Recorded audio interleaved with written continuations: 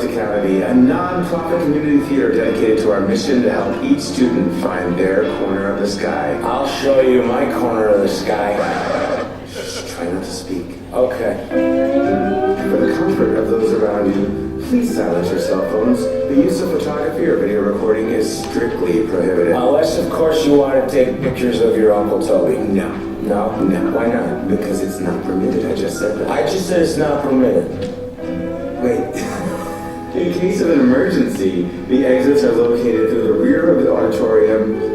Don't say it. And to the right of the stage. Oh, there will be a brief intermission in between acts. And Act 1 is really long, so you should go pee-pee now, but hurry back because we're going to start the show soon. And don't worry, because Act 2 is really short. So make sure to visit our snack bar and tell our volunteers how much you like 12th night. Ask about the RTAA branded cup, which gives you discounts on your beverages and can be brought inside this very auditorium as you enjoy the show. I'm using a sippy cup, and I'm on stage.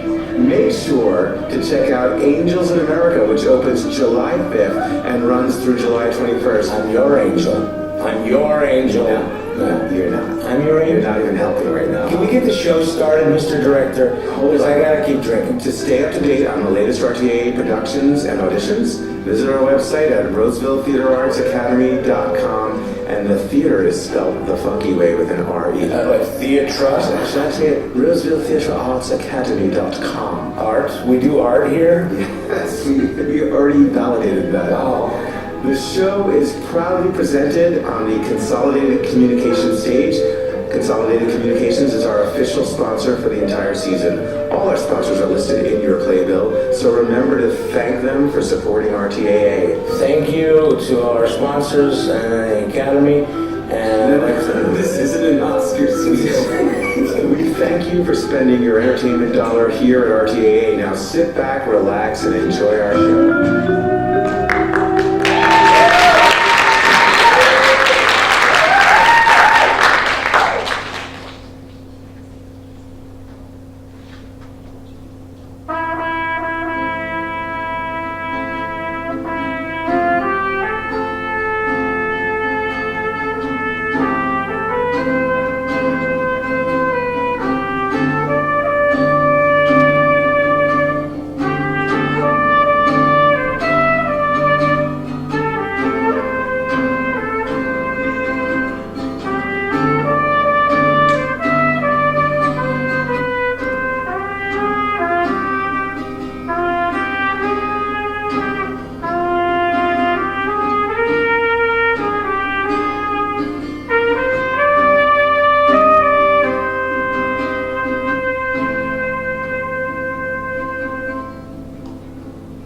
Music be the food of love, play on.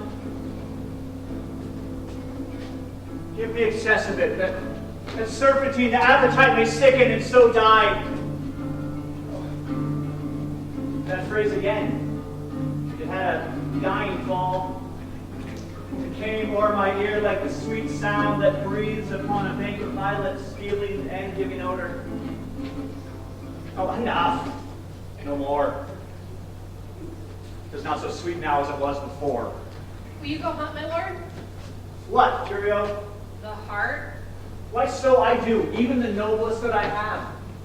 When mine eyes did see Olivia first, methought she purged the air of pestilence. At that instant was I turned into a hart, and my desires like fell and cruel hounds e'er since pursue me. Oh, how now, what news from her? Well, please, my lord, I might not be admitted, but from our handmaid do return this answer. Element itself. Till 7 years heat shall not behold her face at ample view, but like a cloistress she will veil a walk and water her chamber round with eye avenging bronze. All this to season a brother's dead love, which she should keep fresh and lasting in the sad remembrance. Was she that hath a heart of that fine frame to pay this debt of love but to a brother? How will she love when the rich golden shaft hath killed the flock of all affections else that live in her? When liver, brain, and heart, these sovereign thrones are all supplied and filled her sweet perfections with one self-king. Away before me to sweet beds of flowers. Love thoughts lie rich when canopied with bowers.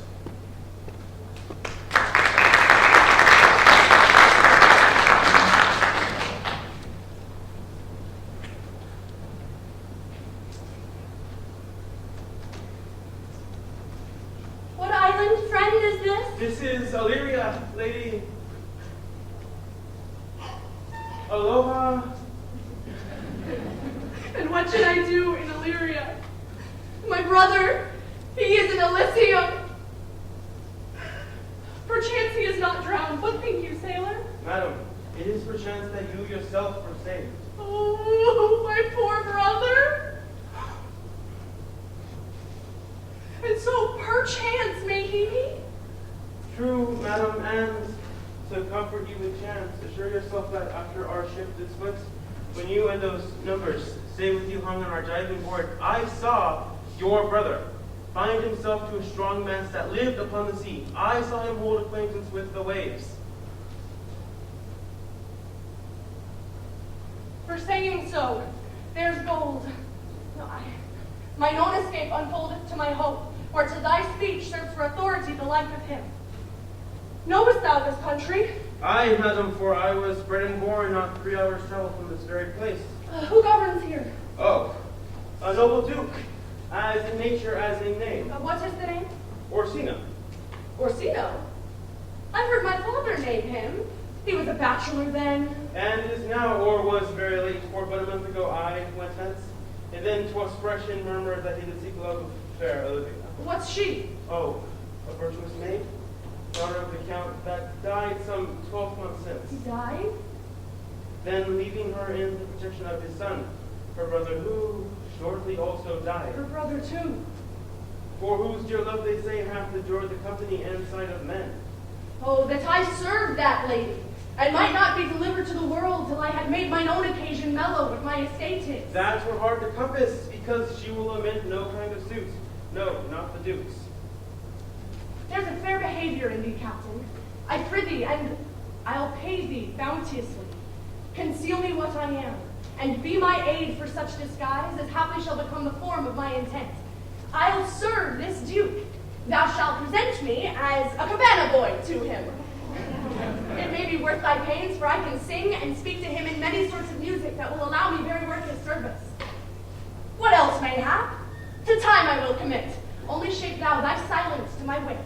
Be you his cabana boy, and I'll be your mute, when my tongue blabs and mine eyes not see. I thank thee.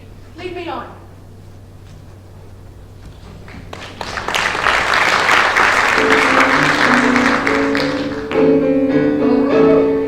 Hey, Madonna, children at her feet, wondering how you manage to make ends meet.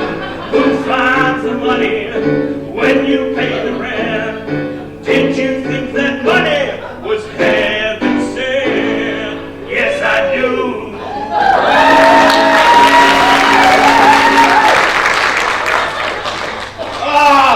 What a play means my niece to take the death of her trotherbuss, and her brother thus. I am sure care is an enemy to life. By my troth, Sir Toby, you must come in earlier o' nights. The Countess, your niece, takes great exceptions to your ill hours. Why, let her accept before accepted. Aye, but you must confine yourself within the modest limits of order. Confine? I'll confine myself no finer than I am. These clothes be good enough to drink in. And so be these sandals too. And if they be not, let them hang themselves by their own Velcro. That walking and drinking will undo you. I heard the Countess speak of it yesterday. Oh, and of that knight you brought in here one night to be her wooer. Who? Sir Andrew Agutique? Aye, Why, he is as tall a man as any in Illyria. And what's that to the purpose? He has 3,000 ducats a year. Aye, and he'll have but a year and all those ducats. He's a very fool and a prodigal. Fie that you say so. He plays all the violin and gamboise and speaks 3 or 4 languages, word for word without book, and he has all the good gifts of nature. He hath indeed, almost natural, for besides that he is a fool, he is a great quarreler. And if he hath the gift of power to the lie and gust he hath in quarreling, 'tis thought among the prudent he quickly hath the gift of a grave. By this hand, they are scoundrels and subtractors that say so of him. Who are they? They that add moreover, he's drunk nightly in your company. With drinking healths to my niece. I would drink to her as long as there's passage in my throat and drink in Verona. Or Illyria, where are we? You're done. Wench! Oh, speak of the devil, for here comes Sir Andrew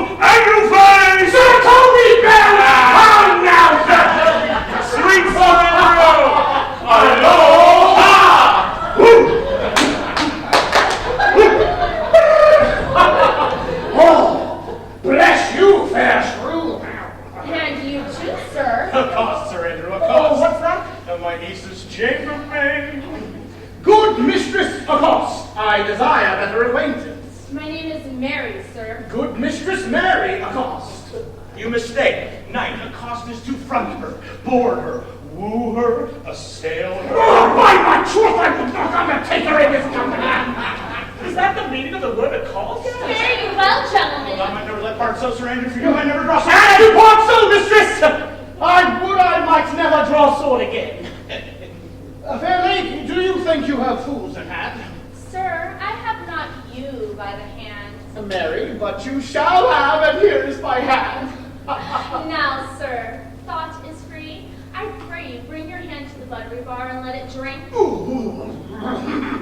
Wherefore, sweetheart, what's your metaphor? It's dry, sir. Why, I think so. I'm not such an ass, but I cannot keep my hand dry.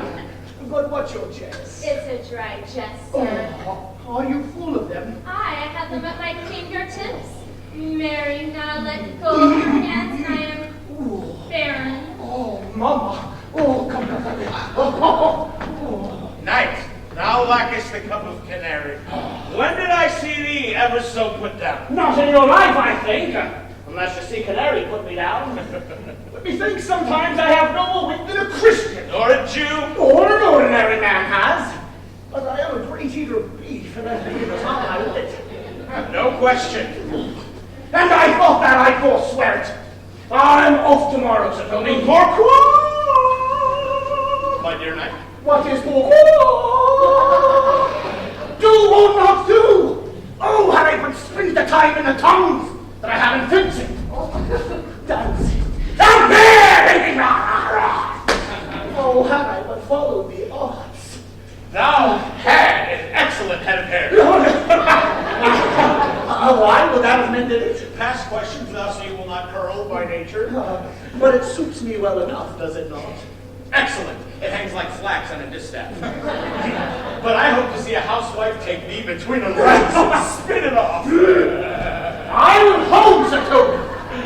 Your niece, Olivia, will not be seen. For if she be, it's 4-1 she'll not of me. The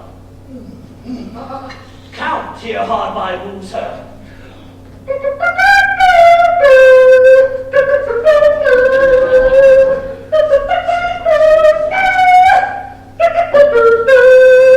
Are you finished?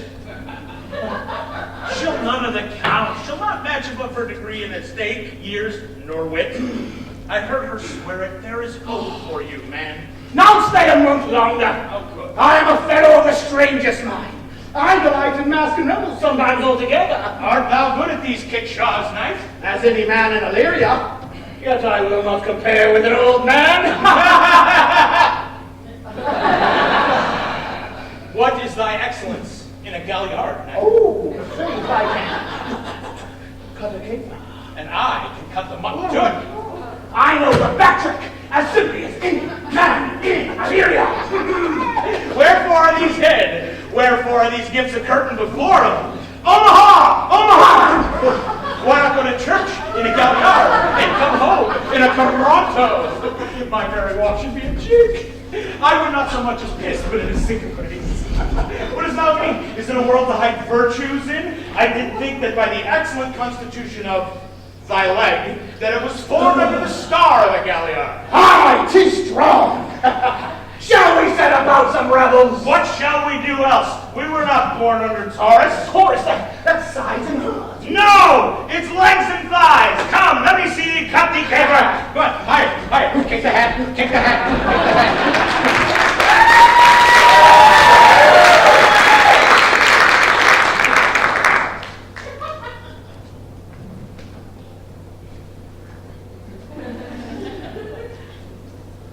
If the Duke continues these favors toward you, Cesario, you're like to be much advanced. He has known you but 3 days, and already you're no stranger. You either fear his humor or my negligence that you call into question the continuance of his love. Is he inconstant, Valentine, in his favors? No, believe me. I thank you. Oh, here comes the Count. I don't know what you've been told, but Orsino's getting off. Come on, pick it up, knees higher. Did you hear me, Orsino? I said higher, buddy. Come on. I know you can go faster. Drop and give me 5. Come on. 1, 2, 3. Pathetic. Come on. Oh, really? Really?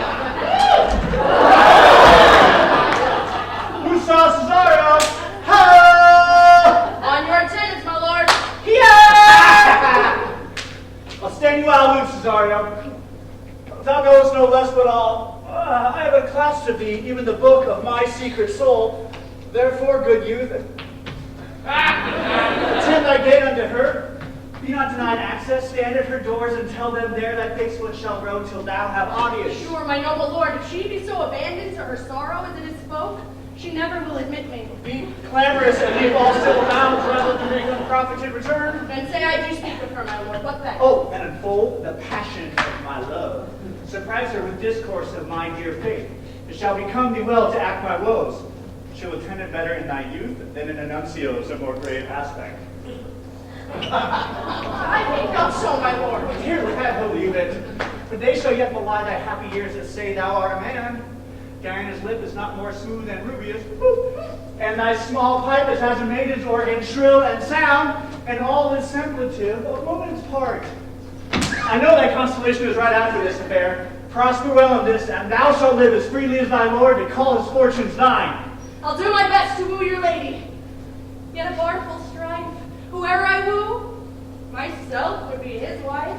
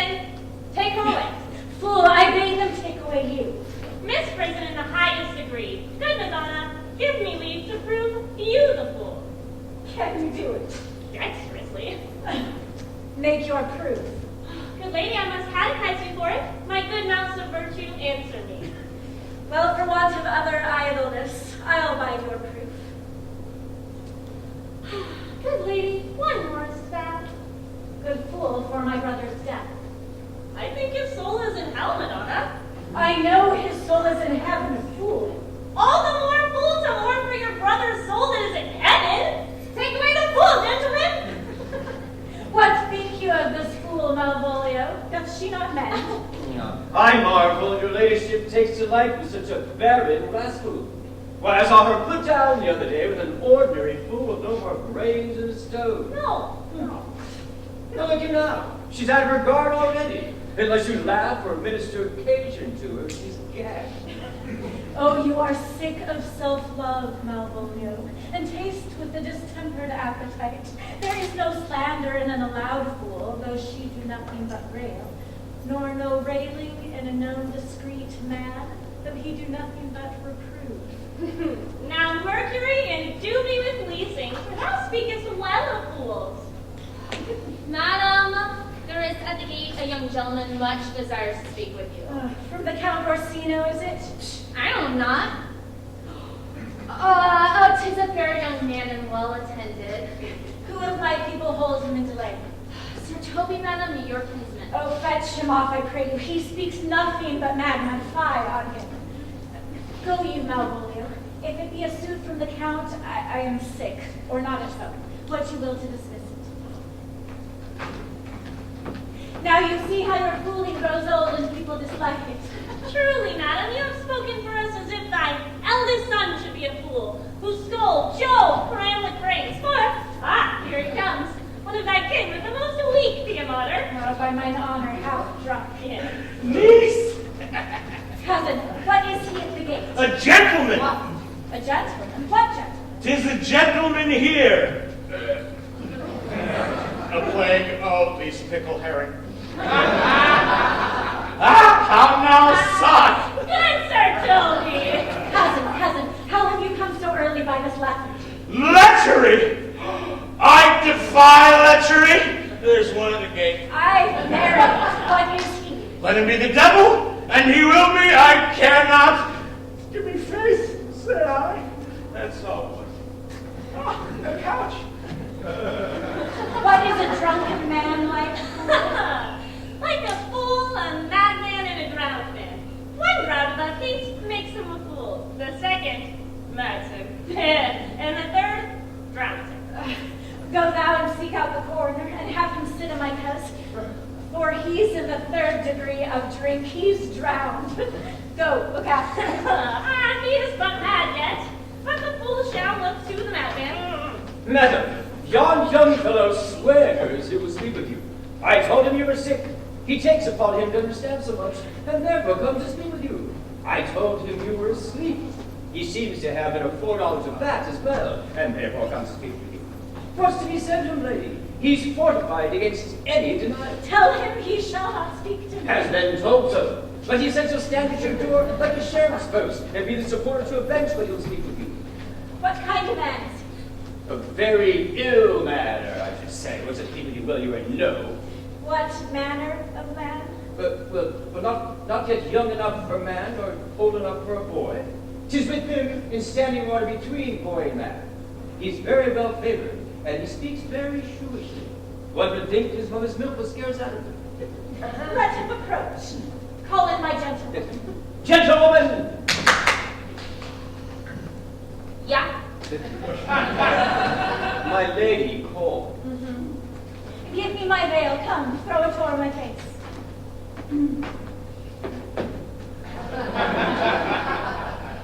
We'll once more hear Orsino's embassy.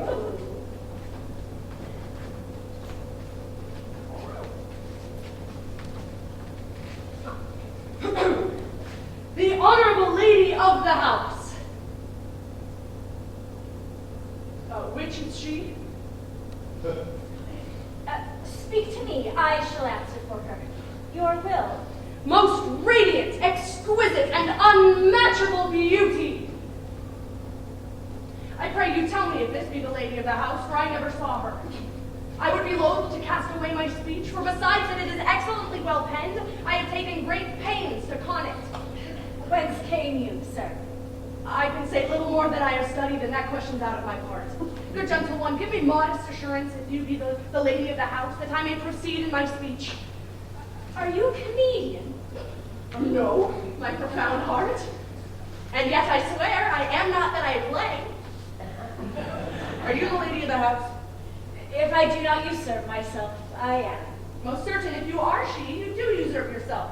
For what is yours to bestow is not yours to reserve. But this is from my commission.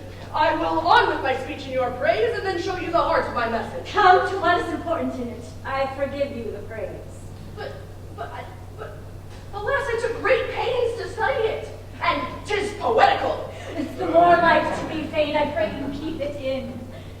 I heard you were saucy at my gates, and allowed your approach rather to wonder at you than to hear you. If you be not mad, be gone. If you have reason, be brief. Will you hoist sail, sir? Here lies your way. No, good swabber, I am to hull here a little longer. Arr! Sure you have some hideous matter to deliver when the courtesy of it is so fearful. Speak your office. It alone concerns your ear. I bring no overture of war, no taxation of homage. I hold the olive in my hand. My words are full of peace as matter.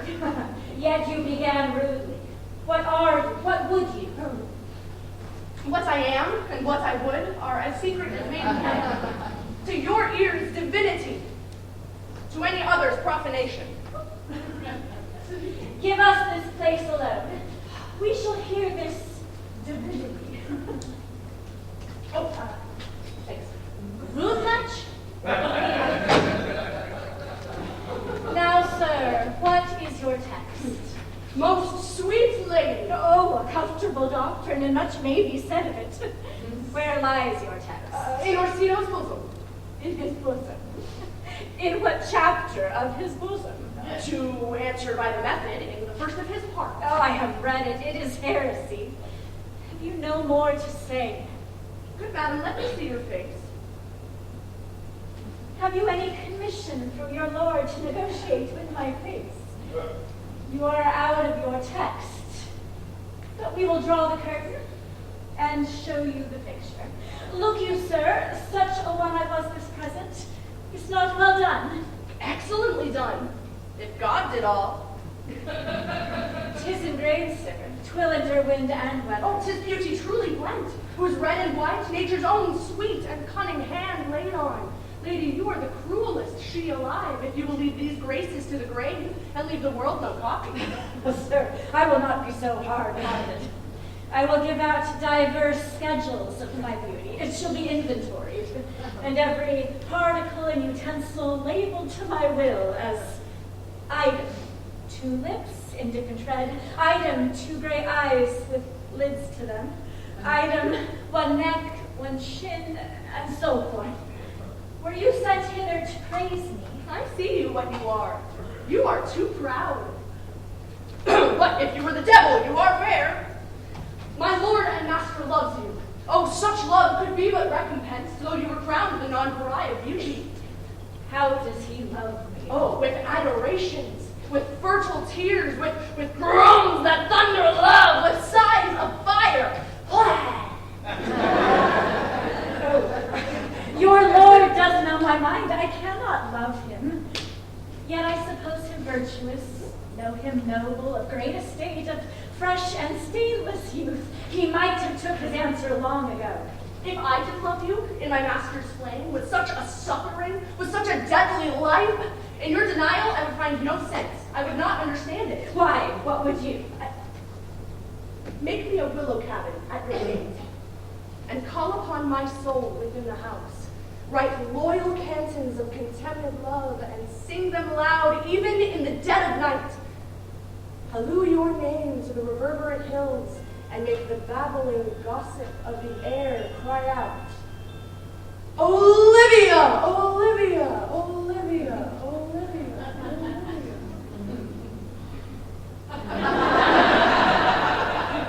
You should not rest between the elements of air and earth, but you should pity me. You might do much. What is your parentage? Above my fortunes, yet my state is well. I am a gentleman. Get you to your lord. I cannot love him. Let him send no more. Unless perchance you come to me again to tell me how he takes it. Fare you well. I thank you for your pains. Spend this for me. I'm no feed post, lady. Keep your purse. My master, not myself, lacks recompense. Love maketh heart a flint that you shall love, and let your fervor, like my master's, be placed in contempt. Farewell, fair cruelty.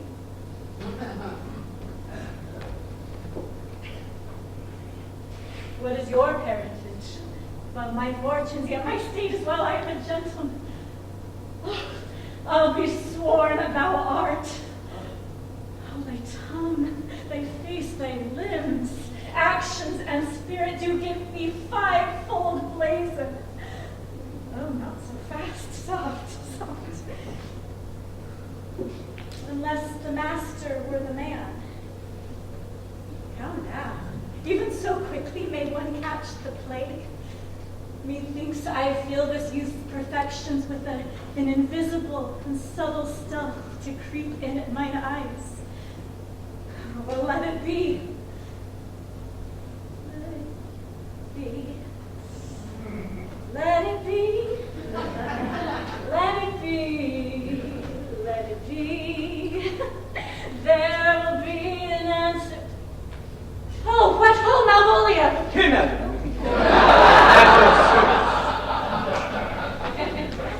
Run after that same peevish messenger, the Count's man. He left this ring behind him, would I or not. Tell him I'll none of it. Desire him not to flatter with his lord, nor hold him up with hopes. I am not for him. If that the youth will come this way tomorrow, I'll give him reasons for it. Hide thee, Malvolia. Madam, I will.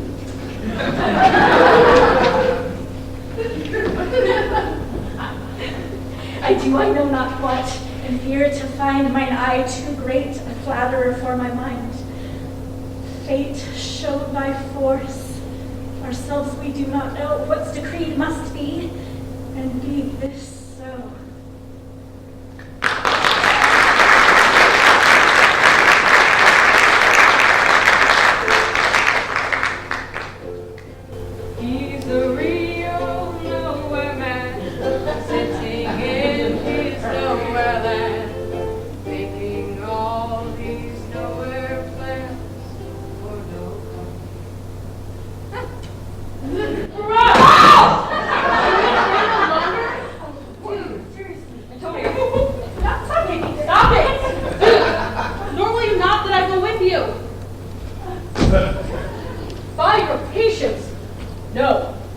stars shine darkly over me.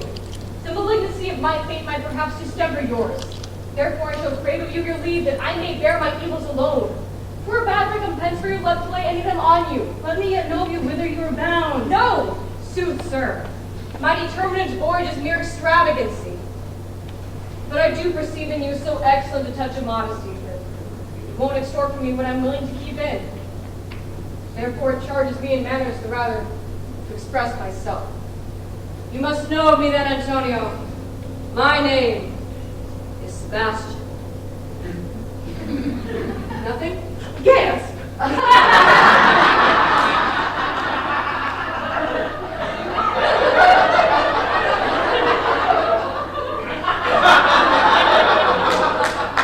My father was the Sebastian of Messalina. I know you've heard of him.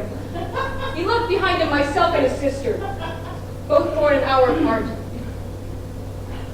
If the heavens had been pleased when we had so ended! But you, sir, altered that. For some hour before you pulled me from the breach of the sea was my sister. Yes. Alas, the day, a lady, sir! Though it was said by some that she much resembled me, was yet of many accounted beautiful. She was okay. Ill women. That's my sister. That's even weirder. Fair enough. But though I cannot with such estimable wonder over far believe that, thus far I will boldly publish her. She had a mind the likes that envy itself could not but call fair. She is drowned already, sir. In salt water. Though I seem to drown her remembrance again with more.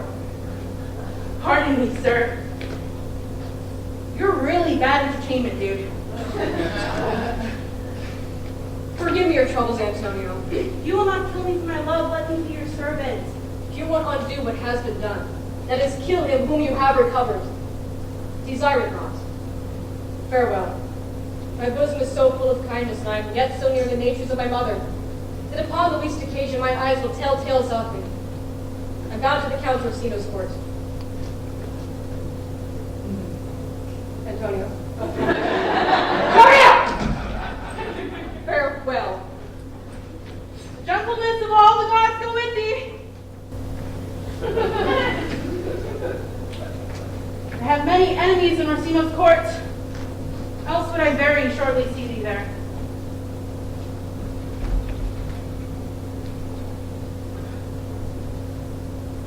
I wanna hold your hand. I wanna hold your hand. I wanna hold your hand. I wanna hold your hand. I wanna hold your hand.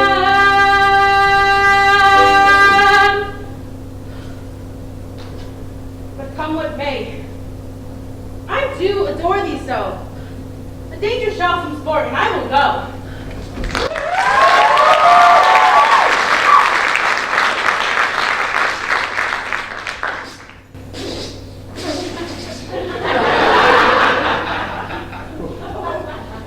Were you not even now with the Countess Olivia?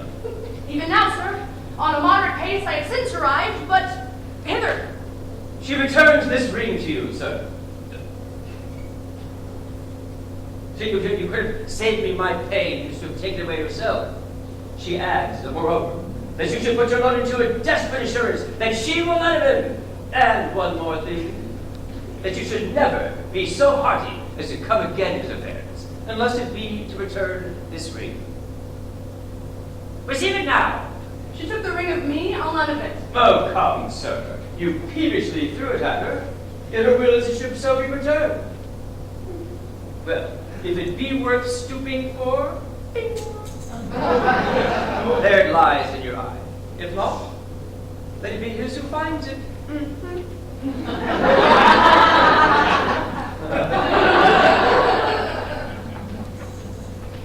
Thanks.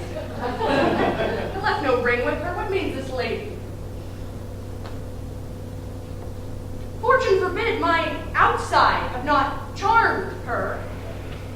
She made good view of me. Indeed, so much that sure methought her eyes had lost her tongue, for she did speak in starts distractedly. She loves me, sure. Oh, God. The cunning of her passion invites me in this churlish messenger. None of my lord's ring, why he sent her none. I am the man. Oh, no. If it be so, as 'tis, poor lady, she were better love a dream. How will this fetch? My master loves her dearly, and I, poor monster, fond as much on him. Now she, mistaken, seems to dote on me. What will become of this? As I am, man.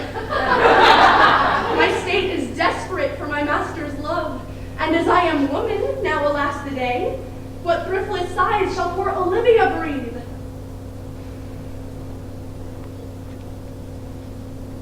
Time, thou must untangle this, not I. 'Tis too hard a knot for me to untie.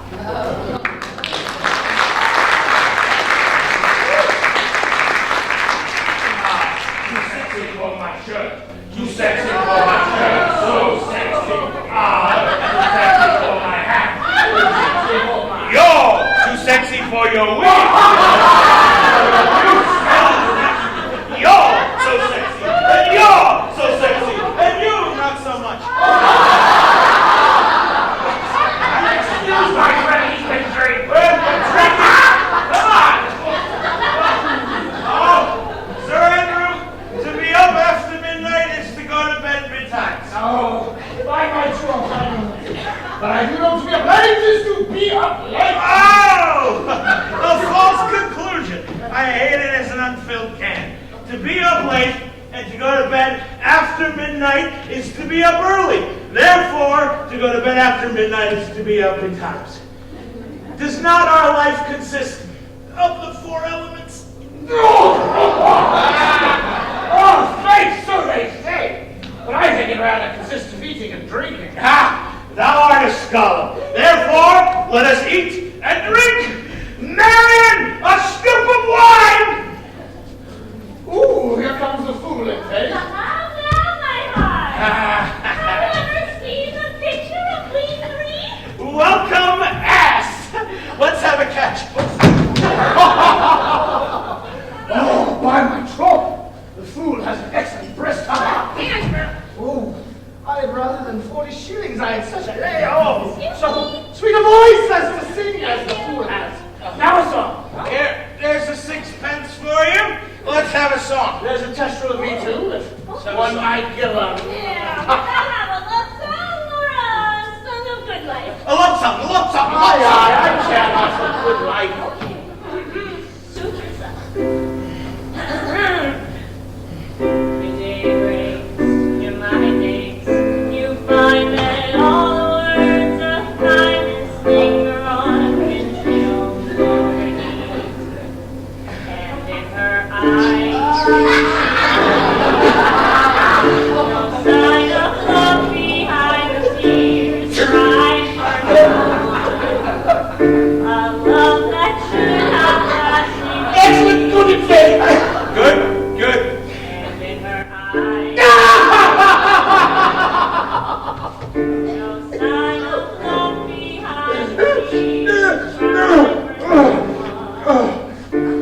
love that should have lasted years. The mellifluous voice as I am a true knight. A contagious breath. Very sweet and contagious. To hear by the nose it is dulcet in contagion, but shall we make this welkin dance indeed? Shall we rouse the night owl in a catch that'll draw 3 souls out of one weaver? And you love me, let's do it. I am a dog in a catch. Ladies and some dogs will catch them. Most certainly. Let our catch be. Thou knave! Hold thy peace, thou knave knights. I shall be constrained in it to call thee knave. Tis not the first time I have constrained one to call me. I'm sure. Now begin, fool. It begins. Hold thy peace. I like that one. I shall never begin if I hold my peace.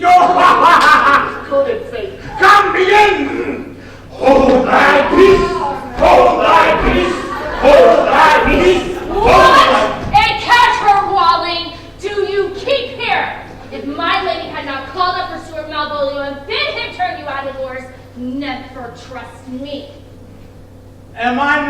consanguineous. Am I not of her blood? Tilly Valley, lady. Help! I need somebody. Not just anybody. You know I need someone.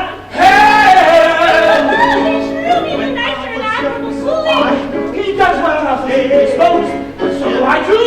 He does it with more grace, but I do it more naturally. For the love of God! My masters, are you mad or what have you?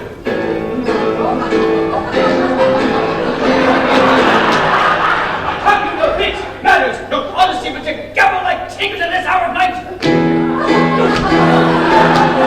Stop it! You make alehouse of my lady's house. Yes. You have no respect for place, persons, nor time in you. We did keep time, sir, in our catches. Snag up. Certainly, I must be round with you. Ooh. My mistress baby goes to oh, she harbors you to kindred. Oh, stop it.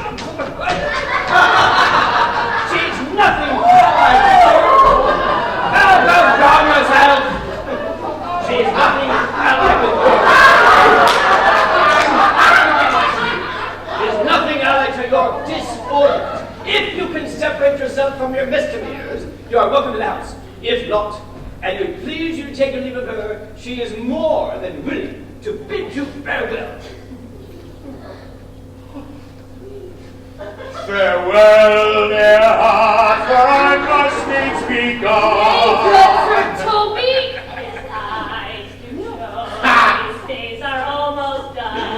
Oh, is it even so? But I will never die. This is much credit to you. Sir Toby, there you lie. Shall I bid him go? What did if you do? Shall I bid him go and spin not? No, you dare not! Broadway, here we come. Oh, out of tune, sir. Ye lie. Art thou any more than a steward? Dost thou think that because thou art virtuous, that there shall be no more cakes and ale? Go, sir, rub your chain with crumbs. A scoop of wine, Maria. Mistress Mary, if you prize my lady's favor with anything but a contempt, you will not give means to this uncivil rule. She shall know of it. Oh, my eye! My Uncle, shake your ears! What's good to is to drink when a man's hungry, and to charge him in the field, and to break clothes with him, and make a fool of him. You're wet. Okay. Do it. I'll write thee a challenge, or I'll deliver thy indignation by word of mouth. Toby, be patient for tonight. Since the youth of the Count was stayed with Countess, she is much out of quiet.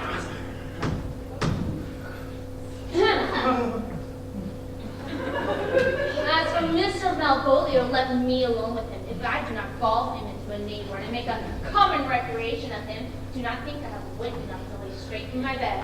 Oh, I know I can do it. Possess us. Tell us something of him. Mary, sometimes he's a kind of Puritan. Oh, and I thought that I'd beat him like a dog. Why? For being a Puritan? Thy exquisite reason, dear I knight. have no exquisite reason for it, but I have reason good enough. Not a Puritan that he is, or anything constantly, but a time pleaser, an affectioned ass, the best persuaded of him, so grand as he thinks with excellencies that it is his grounds of faith that all that look on him love him, and it's that vice in him will my revenge my noble cause to work. What wilt thou do? I will drop some epistles of love in his way, wherein the color of his beard, the shape of his leg, the manner of his gait, the expression of his eyes, forehead, and complexion, he shall find himself most feelingly fascinated. I can write very much like the Countess, your niece, On any forgotten manner, you can carve quick distinction of our hands. Excellent! I smell a device. I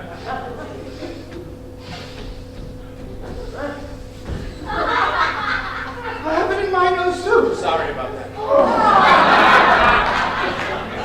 He shall think that by the letters thou wilt drop, that they come from my niece, and that she is in love with him. I'm a genius. My purpose is indeed a horse of that color. Ooh, and your horse would now make him an ass! I doubt not. That will be admirable. It's for royal, I warrant you. I know my physical work with him. I will place you two. Ooh, make the fool a third. Where do you find the letter? Observe his construction of it. For this night, to bed and dream on the events. Good night, Penicillin. Okay. Before me, she's a good wench. Come, let's go out. Oh, you need to send for more money. Oh, if I cannot recover your niece, I have a foul way out. Send for more money. Now, if you don't have her by the end, call me Cut. If I do not, never trust me. Okay, come on. It's too late to go to bed now. Let's burn some sap. Come night. Come on. Good boy.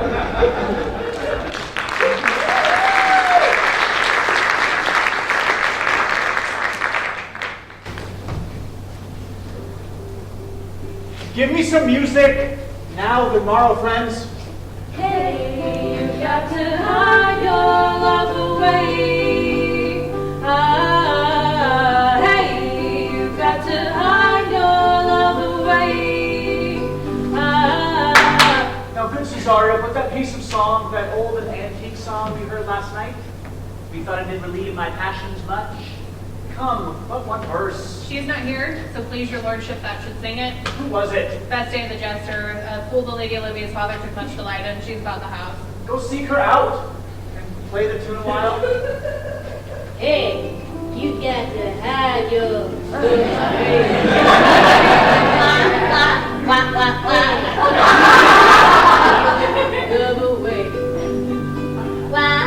Come here, Cesario. Ever thou shalt love and the sweet pangs of it remember me. For such as I am, all true lovers are, unstaid and skittish, in all motions else, save in the constant image of the creature that is beloved. And dost thou like this tune? It gives a very echo to the seat where love is thrown. Thou dost speak masterly. My life upon young though thou art, thine eye hath stayed upon some favor that it loves, hath it not? A little? By your favor? What kind of woman is it? Of your complexion. Oh, she is not worth thee then. What years and faith? About your years, my lord. No, too old. Let still the woman take an elder than herself. For boy, however we do praise ourselves, our fancies are more giddy and unfirm, more longing, wavering, sooner lost and worn than woman's are. I think it well, my lord. Then let thy love be younger than thyself, or thy affection cannot hold the bent. For women are as roses, whose fair flower being once displayed, fall that very hour. And so they are. Alas that they are so. For them to die even when they to perfection grow.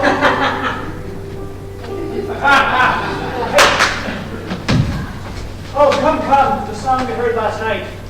Mark it, Cesario, it is old and plain and silly sooth and dallies with the innocence of love like the old age. Are you ready, sir? Aye, prithee sing. Yesterday, all your troubles seem so far away. Now it looks as though they're here to stay. Oh, you believe in yesterday. Suddenly, you're not half the man you used to be. There's a shadow hanging over thee. Oh, yesterday came suddenly.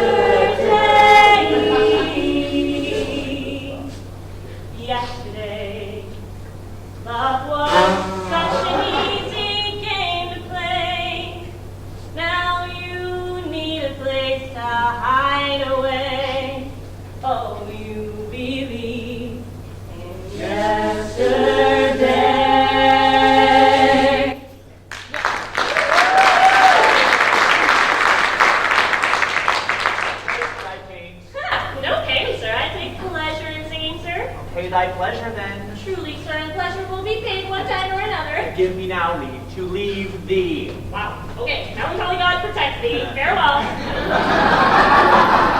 Let all the rest give place. Not hollow.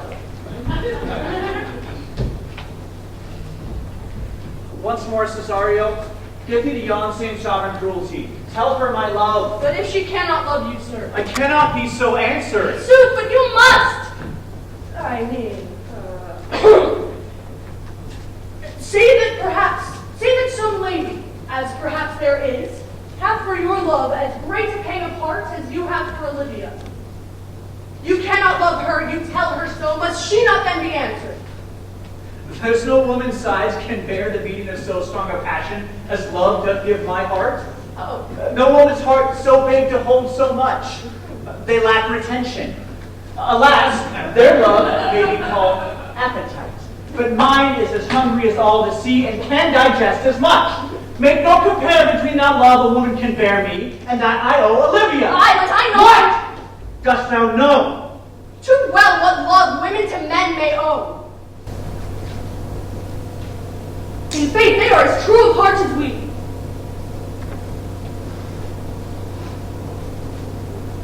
My father had a daughter, loved a man. As it might be, perhaps, were I a woman, I should your lordship. What's her history? A blank, my lord. She never told her love, but let concealment, like a worm in the bud, feed on her damask cheek. She pined in thought, and with a green and yellow melancholy she sat like patience on a monument, smiling at grief. Was not this love indeed? We men may say more and swear more, but indeed our shows are more than will, for still we prove much in our vows, but little in our love. But died thy sister of her love? I am all the daughters of my father's house.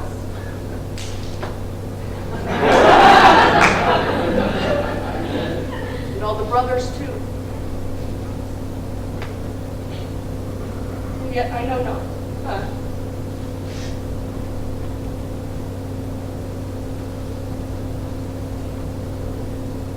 Sir, shall I to this lady? Aye, that's the thee.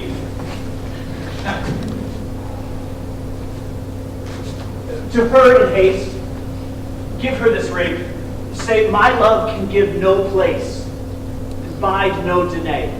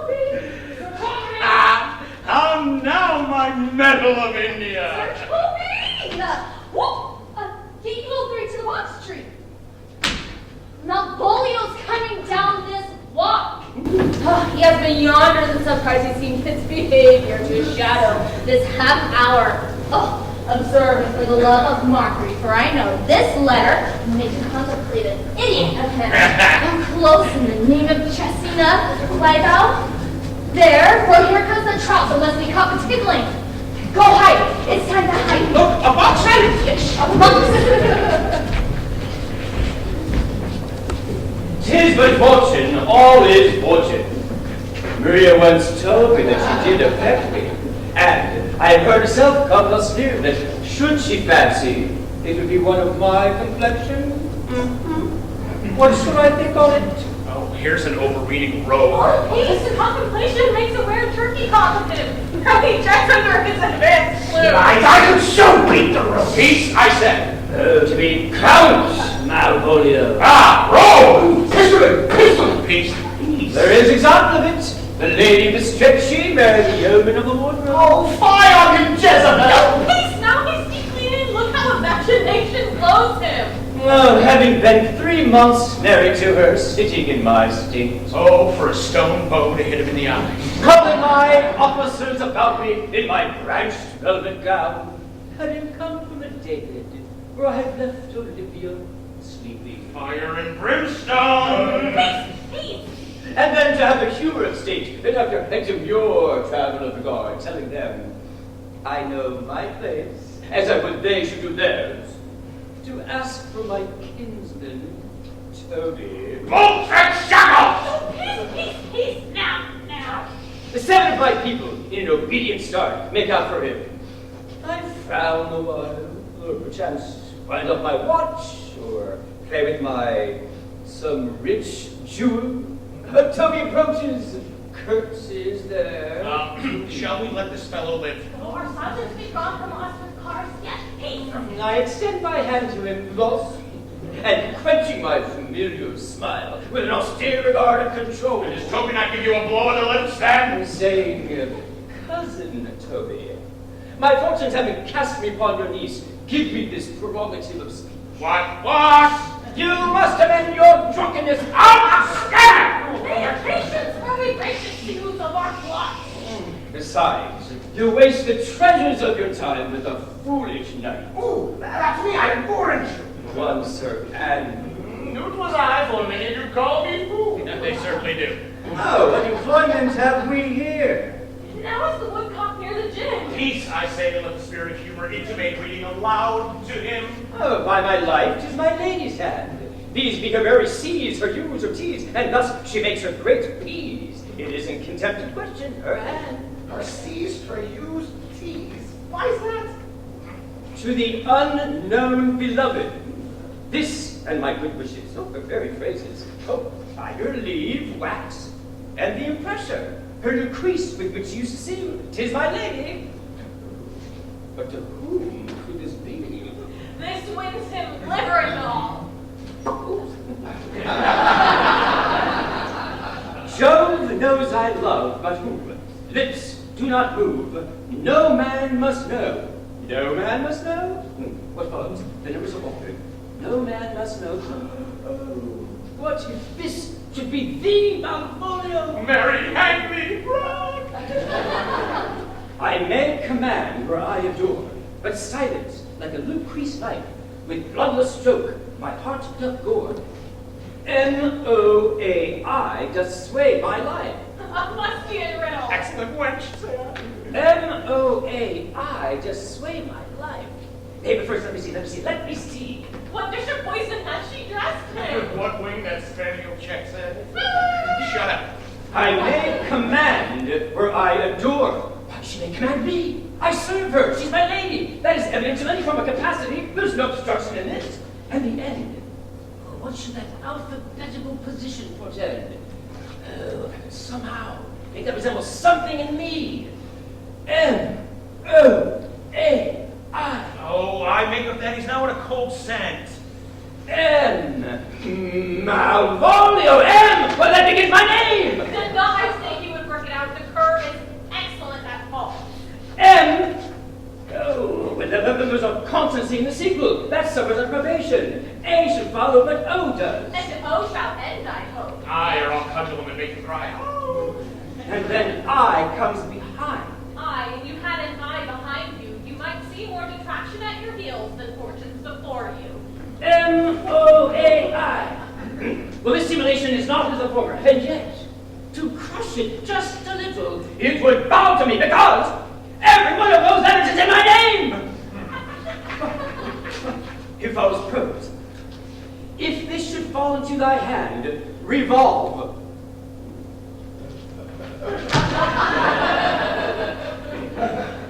In my stars I am above thee, but be not afraid of greatness. Some are born great, some achieve greatness, and some have greatness thrust upon them. Oh. Thy fates open their hands, let thy blood and spirit embrace them, and to inure thyself to what thou like to be, cast thy humble sloth, and appear fresh.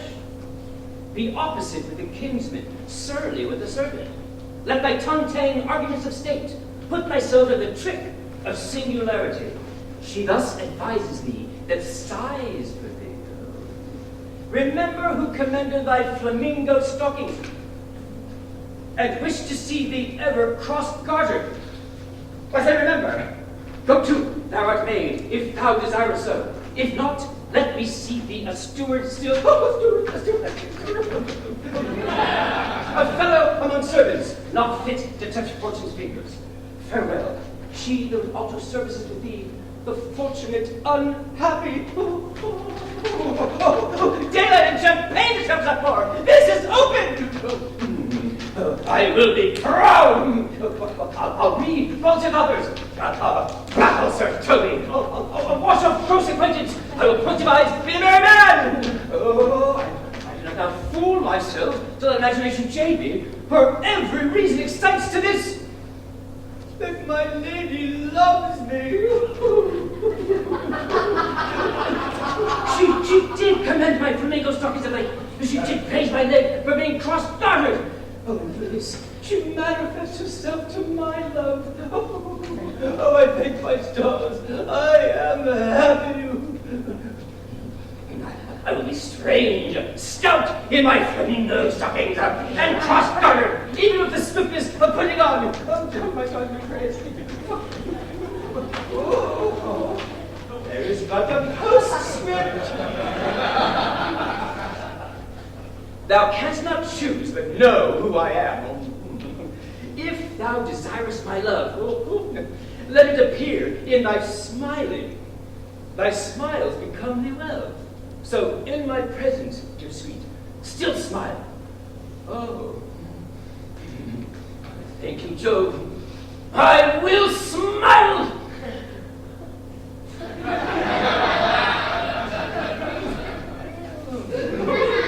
I will do everything you will help me do.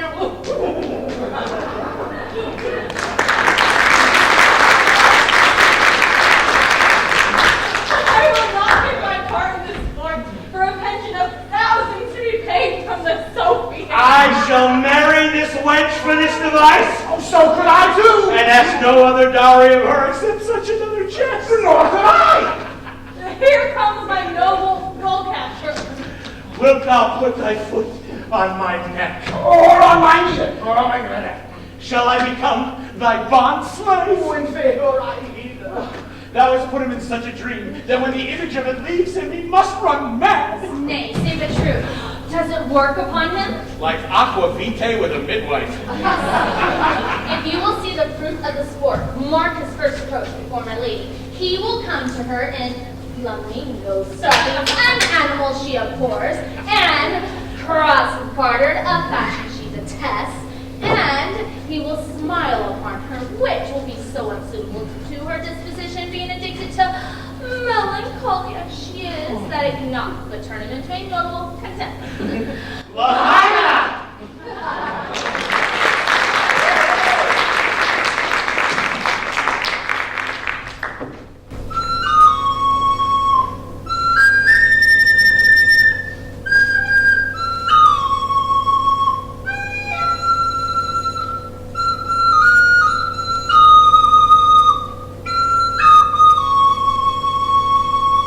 Save thee, friend, and thy music. Dost thou live by thy taper? No, I live by the church. Art thou a churchman? No, I do live by the church, for I do live at my house, and my house doth stand by the church. Oh, so thou mayest a beggar dwell near him, or the church stands by thy tabor, if thy tabor stand by the church. As you have said. Sir! I warrant thou art a merry fool and carest for nothing. Not so, sir. I do care for some things, but in my conscience, I do not care for you. If that be to care for nothing, I would make you invisible. Are not thou the Lady Olivia's fool? Not indeed, sir. The Lady Olivia has no folly, and she'll take none until she be married, because you know, husbands are like fools as pilchards are to herrings. The husband's the bigger. No, I am not her fool, but her corrupt her words. Oh, I saw thee late to the Duke Orsino's. Ah, yes. Foolery does walk about the orb like the sun. Shines everywhere. In fact, I think I saw your wisdom there. Nay, and now pass upon me, I'll no more with thee. Okay. But hold. There's expenses for thee. Now, Joe! It is the next commodity of hair. Heaven give thee a beard. By my troth, I'll tell thee, I'm almost sick for one. Though I would not have it grow on my chin. What? Is thy lady within? Would not hair beads have thread, sir? What? You know, like making babies? Oh, yeah, yes, being kept together and put to use. Yeah. Thank you. The lady is within. I will construe to her whence you come, who you are, and what you are beyond my welcome. I might say element, but that word is overborne. This person is wise enough to play the fool, and to do that well craves a kind of wit. Aloha! Gentlemen, boy. God save thee. And you, sir. Table go, monsieur! Oh, a who's aussi, votre serviteur. Oui, oui. I hope you are, sir. And I yours. Wilt thou encounter the house? My niece is desirous you should enter, if your trade meets her. I am bound to your niece, sir. I mean, she is the list of my voyage. Well, taste your legs, sir! Put them in motion. My legs do better understand me, sir, than I understand what you mean by bidding me taste my legs. I mean to go, to enter. Put your little feet in front of the other and walk inside the house. I will answer you with gates and entrance. Not on. But we are prevented. Most excellent, accomplished lady, the heavens rain odors on you. Ooh, that used the red hortium. Rain odors well. My matter hath no voice to your own most pregnant and vouchsafed ear. Pregnant, vouchsafe, and odors, I'll get them all three already. Let the patio be clear and leave me to my hearing. Let's go. Out, she wants you out. She wants you gone. Let's go. What? You have 5. 4 to get in the house. 3. I love you. 2. My duty, madam, and most humble service. What is your name? Cesario is your servant's name, your princess. My servant, sir. Your servant to the Count Orsino. And he is yours. And his must needs be yours. Your servant's servant is your servant, madam. For him, I think not on him. For his thoughts, when they were blanks rather than filled with me. Madam, I come to wet your gentle thoughts on his behalf. By your leave, I pray you, I bid you never speak again of him. But would you rather undertake another suit? I'd rather hear you to solicit that than music from the spheres. Dearly! Give me leave, beseech you. I did send after the last enchantment you did here, a ring in chase of you. Aye, So did I abuse myself, my servant, and I fear me, you. No. Under your hard construction must I sit, to force that on you in a shameful heaven, which you knew not of yours. What might you think? So let me hear you speak. I pity you. That's a degree to love. No, not a rise. For 'tis a vulgar proof that very oft we pity enemies. Why then methinks 'tis time to smile again.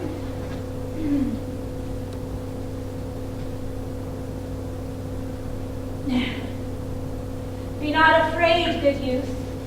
I will not have you. And yet, when wit and youth is come to harvest, your wife is like to reap a proper man. There lies your lady, due west. Then westward ho! Grace and good disposition attend your ladyship. You'll nothing, madam, to my lord by me. Stay. I prithee, tell me what thou thinkest of me. That you do think you are not what you are. Oh, if I think so, I think the same of you. You think you're right, then. I am not what I am. I would you were as I would have you be. Would it be better, madam, than I am? I wish it might, for now I am your fool. Oh, what a deal of scorn looks beautiful in the contempt and anger of his lip. My lips? Don't look at my lips. Cesaria, by the roses of spring, thy maidhood, honor, truth, and everything. I love thee so, that maugre all thy pride, nor wit, nor reason can my passion hide. Do not extort thy reasons from this clause. For that I woo, thou therefore hast no cause. But rather reason thus with reason fetter. Love sought is good, but given unsought better. My innocence, I swear, and by my youth I have one heart, one bosom, and one truth. And that no woman has, nor never none shall mistress be of it, save I alone. And so adieu, good madam, nevermore will I my master's tears to you deplore. Yet come again. For thou perhaps mayst move that heart which now abhors to like his love.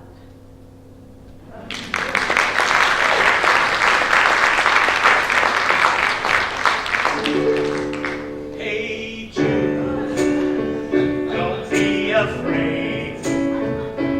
You are made to go out and get her. The minute you let her under your skin, then you begin to make it better, better, better, better.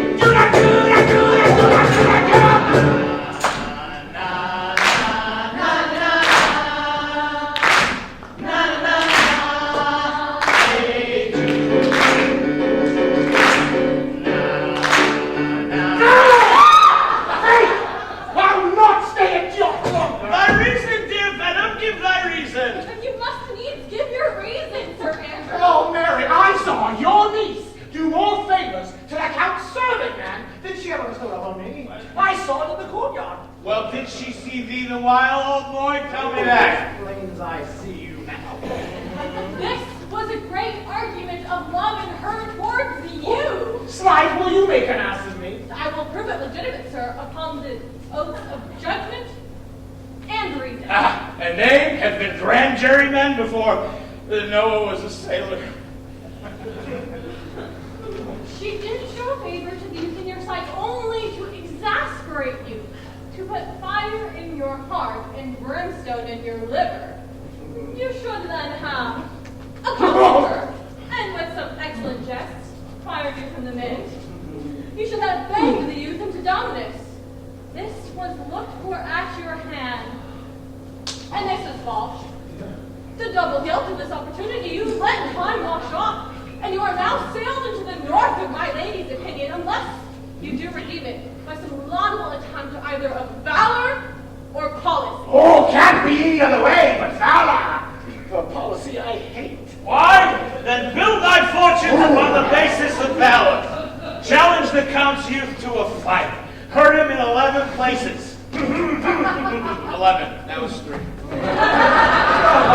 My niece shall take note of it, and assure thyself there is no love broker in the world can prevail more. No! In man's commendation with woman than report of valor.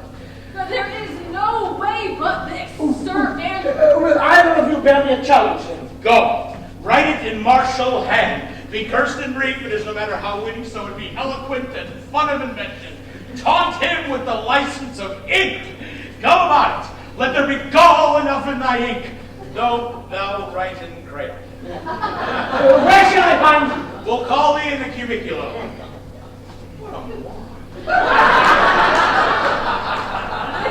Is a dear mannequin to you, Sir Toby. I have been dear to him some 2,000 strong or so. We shall have a rare letter from him, but you'll not deliver it. Well, never trust me then. By all means, stir upon that youth for an answer. I think oxen and wain ropes cannot hail them together. Oh, here comes the youngest friend of night. I'm gonna pee myself. If you desire the spleen, and will laugh yourself to stitches, follow me. Young Gall Malvolio has turned heathen, a very renegado. He is in flamingo stockings! And cross garter. Almost villainously, he obeys every point of the letter I dropped to portray him. He smiles his face into more lines than is in the new map with the augmentation of the Indies. That's a lot of lines. You have not seen such a thing as his. I can hardly forbear hurling things at him. Oh, I know my lady will strike him, and if she do, he will smile and take it as a great favor. Bring us where he is.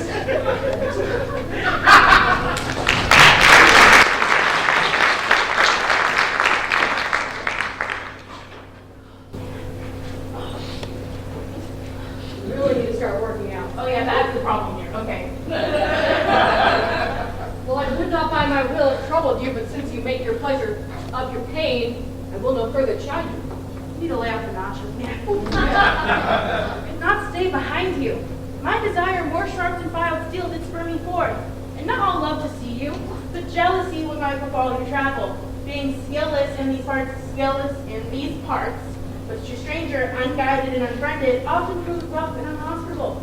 My willing love, the rather by these arguments of fear, set forth in your pursuit.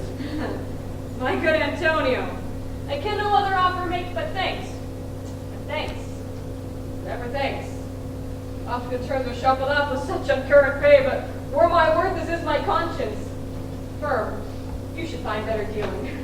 What's to do? Shall we see the relics of this town? Tomorrow, sir. That's first we'll see your lodging. But I'm not married! 'Tis long tonight.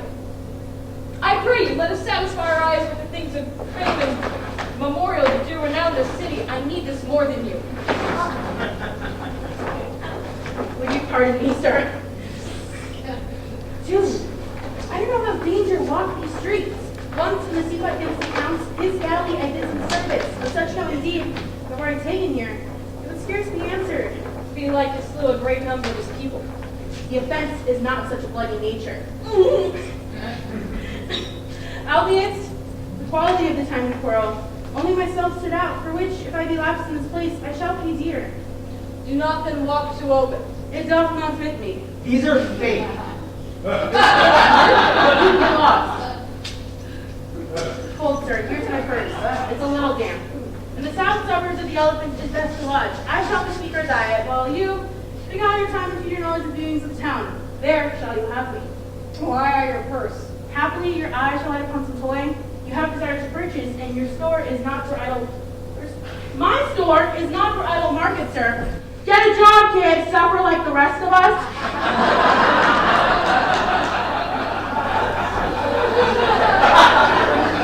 I'll be your damp purse bearer and leave you for an hour. To the Elephant. I do remember.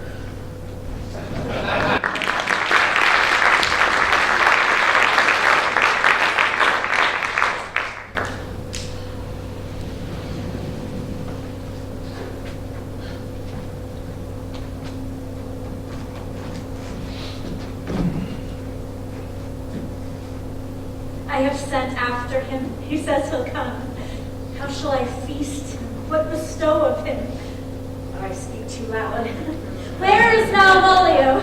He is sad and civil and suits well for a servant with my fortunes. Where is Malvolio? He's coming, madam, but in a very strange matter. For sure he is possessed, madam. What's the matter? Does he rave? No, madam. He does nothing but smile. Oh, your ladyship best have some guard about you if you come, for sure the man is tainted of wits. Go, call him hither. I am as mad as he, if sad and merry madness equal be. Yo! Malvolio!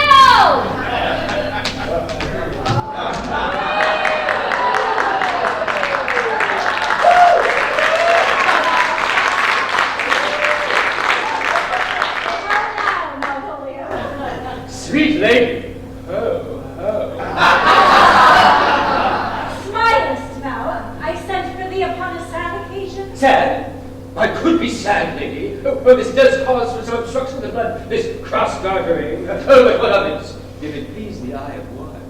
It is with me, as the very true sonnet is. Please one, then please all. Why, how dost thou, man? What's the matter with thee? Not black in my mind, but flamingo in my leg. If did come to his hand, and commands, begin, shall be executed. I think we do know the sweet Roman hand. No! Wilt thou go to bed? To bed! To bed! Oh, I'll come to them. Oh, God comfort me!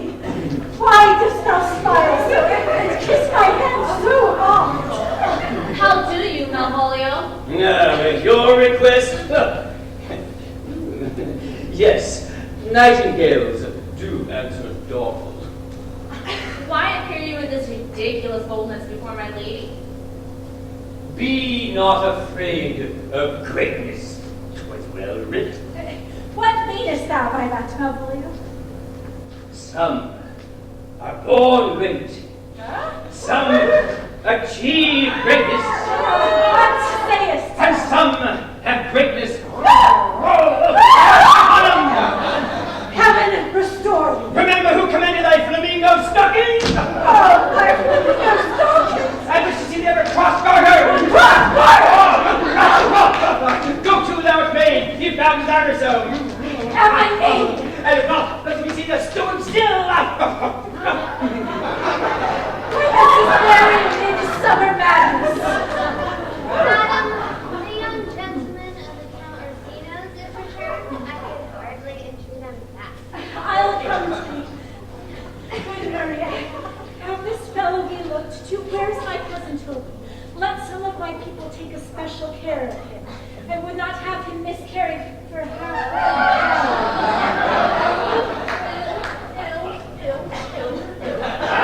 So, you come near me now? No worse man than Sir Toby to look out for me. Oh, this concurs directly with the letter. She sent him on purpose, so I might appear stubborn to him. Or she incites him to that in the letter. Cast thy humble slop, she said. Ah! Be opposite with the kinsman, surly with the servant. Let thy tongue tame arguments of state. Put thyself in the trick of singularity. Ba-ting! And consequently, she sets down the matter how. And when she went away just now, let this fellow be looked to. Fellow. Oh no, not Malvolio, not to my degree, but fellow. Why, everything here together. There's no travel of scruple, no scruple of scruple, no unsafe circumstance, nothing what can be said. Nothing that can be will come between me and the full prospects of my home. Which way is it? In the name of sanctity and of all the devils in hell and drawn in little and Satan himself possessed him, yet still I will speak it. Here he is! Here he is! How is it with you, sir? How is it with you, man? Now go off. I discard you. Leave me to my privates. Go off. Lo, how hollow the fiend speaks within him. Did I not tell you? Good Sir Toby, my lady prays you have a special care of him. Does she now? Go to, peace, peace, we must deal gently with him. Let me alone! How do you do, Malvolio? How's it with you? What man defy the devil, consider he's an enemy to mankind? Do you know what you said? Law, you! And you speak ill of the devil! How he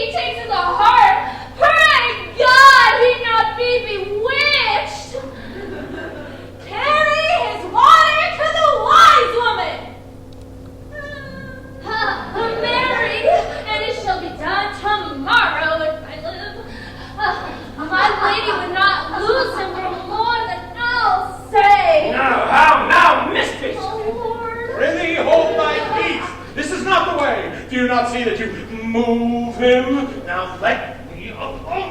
Nobody but gentleness, I'll be gentle. The thing is rough and will not be roughly used. Sit!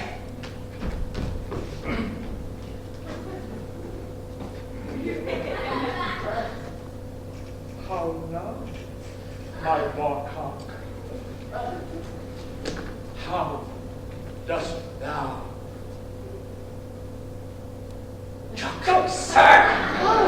Get him to pray. Good Sir Toby, get him to say his prayers. No, my prayers minx. No, I warned you, he will not hear of godliness. No, go hang yourselves, all of you.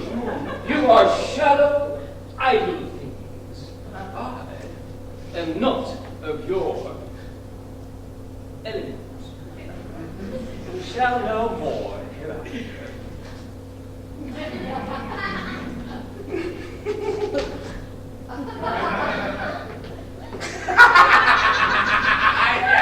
Is it possible? If this were played upon a stage, now I could condemn it as an improbable fiction. His very genius hath taken the infection of this device. Nay, pursue him now, lest the device take air and taint. Why, we shall make him mad indeed. Oh, the house will be much quieter. We'll have him in the pool, blindfolded. My niece is already in the belief that he's mad, and we may carry it thus for his penance and our pleasure. Giggity. Until our very pastime, tired out of breath, prompt us to have mercy upon him. Oh, but see. More matter for a May morning. Here's a challenge! Read it! Ha ha! Warned there's vinegar and pepper in it. Is it so? Why is it? I warned him to, but read me that. Youth, whatsoever thou art but a scurvy fellow. Good and valiant. Wonder not, nor admire not in thy mind, why do I call thee so, for I will show thee no reason for it. A good note. That keeps thee from the blow of the law. Thou comest to the Lady Olivia, and in my sight she uses thee kindly, but thou liest in thy throat. That is not the matter I challenge thee for. Very brief, into exceeding good sense. Bless. I will waylay thee going home, where if it be thy chance to kill me, Good. thou killest me like a rogue and a villain. And still you keep on the windy side of the law. Good. Fare thee well, and God have mercy upon one of our souls. He may have mercy upon mine, but my hope is better, and so look to thyself. Thy friend, as thou usest him, and thy sworn enemy, Andrew Aguecheek. If this letter move him not, his legs cannot. I'll give it to him. You may have a very fit occasion for it. He is now in some commerce with my lady and will by and by depart. Go, Sir Andrew. You, scout for him at the corner of the orchard like a bum bailey, and as soon as thou seest him, draw thy noodle. And as thou draw your noodle, you swear horrible, for it comes to pass off that a terrible oath with a swaggering axe hand, sharply twanged off, gives manhood more approbation than ever proof itself would have earned him away. Nay! Let me alone for swearing. Go get him, Darth Maul. Now I will not deliver this letter, for this letter, being so excellently ignorant, will breed no terror in that youth. He'll find that it comes from a clodpole. No, I will deliver the indignation, I will deliver that challenge by word of mouth. And set upon Aguecheek's notable report of valor, I will drive that gentleman boy, because his youth will so aptly perceive it into a hideous opinion of Aguecheek's skill, rage, fury, and impetuosity. This will so fright them both that they will try to kill one another like cockatrices. Here he comes with your niece. Give them wait till he take leave, and presently after. I will meditate the while upon some important message for a child. I have said too much unto a heart of stone, and laid mine honor too unchary on it. With the same behavior that your passion bears, goes on my master's grief. Here, wear this jewel for me. 'Tis my picture. No, Refuse it not. It hath no tongue to vex you. And I beseech you, come this way tomorrow. What shall you ask of me that I'll deny, that honor saved may upon asking give? Nothing but this, your true love for my master. How with mine honor may I give him that which I have given to you? I will acquit you. Well, come again tomorrow. Fare thee well. A fiend like thee might bear my soul to hell. Gentleman boy, God save thee. And you, sir. Now, excuse me. That defense that thou hast, betake thee to it. Of the nature of the wrongs thou hast done him, I know not. But thy interceptor, full of despite, bloody as the hunter, awaits thee at the orchard's end. Dismount thy tuck, be yare in thy preparation, for thy assailant is quick, skillful, and deadly. You mistake, sir. I'm sure no man hath any quarrel to me. My remembrance is very free and clear of any image of offense done to any man. You'll find it otherwise, I assure you. Therefore, if you hold your life at any price, you will betake you to your guard, for your opposite hath in him what youth, strength, skill, and rage can furnish man withal. I pray you, sir. What is he? He's a knight, but a devil in private brawl. Souls and bodies hath he divorced three. And right now, his incensement at this very moment is so implacable that satisfaction can be none but the pangs of death. I will return again into the house and desire some conduct with the lady. I am no fighter. I have heard of some kind of men who put quarrels purposely on others to taste their valor. The likeness is a man of that sort. Sir, no. Oh, God. His indignation derives itself out of a very competent injury. Therefore, get you on and give him his desire. This is as uncivil as strange. I beseech you, do me this courteous office as to know of the knight what my offense to him is. It is something of my negligence, nothing of my purpose. I will do so. Fabian, stand you by this gentleman boy until my return. Mahalo. Pray, sir, do you know of this matter? I know the knight is incensed against you, even to a mortal arbitrament, but nothing of the circumstance more. I beseech you, what manner of man is he? He is indeed, sir, the most skillful, bloody, and fatal opposite that you could have possibly found in any part of Illyria. Will you walk towards him? I'll make your peace with him if I can. Oh, I shall be much bound to you for it. I am one that had rather go with Sir Priest than Sir Knight. I care not who knows so much of my metal. Come, the youth is a devil. I have never seen such a virago. Oh, Apostle, no one knows him. Oh, but look, he might not yet be pacified. Maybe he can scarce hold him yonder. Playboy! If I'd known he'd be so valiant and cunning events, I'd have damned him or I'd have challenged him. Oh, let the matter slip, and I'll give him my horse. Pray, can't go. I'll make the motion. You stand here, make a good show on it, spin around 5 times and spit. The shell end without the perdition of souls. Marry and I'll ride your horse as well as I ride you. I persuaded him to use it double. He is as horribly conceited as him, and handsome looks pale as if a bear were at his heels. He's brave. Yeah, I know.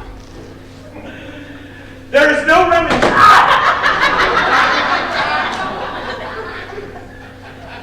There is no remedy. He will fight you for oath's sake, yet he persists. He will not hurt you.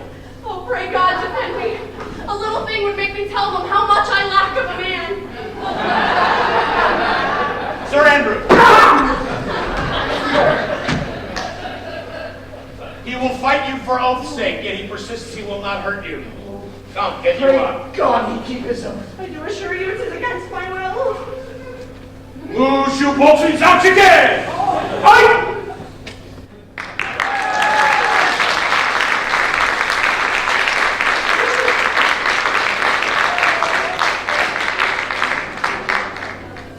Don't let me down. Don't let me down. Don't let me down.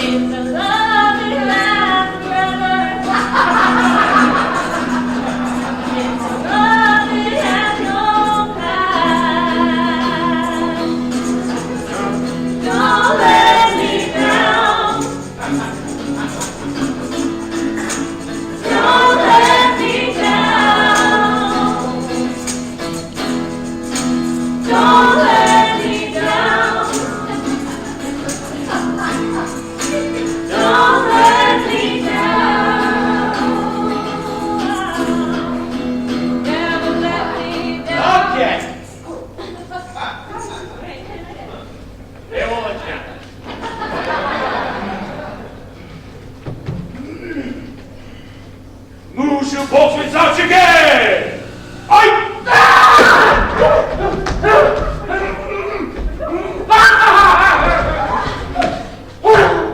He said your wig sucks. Stop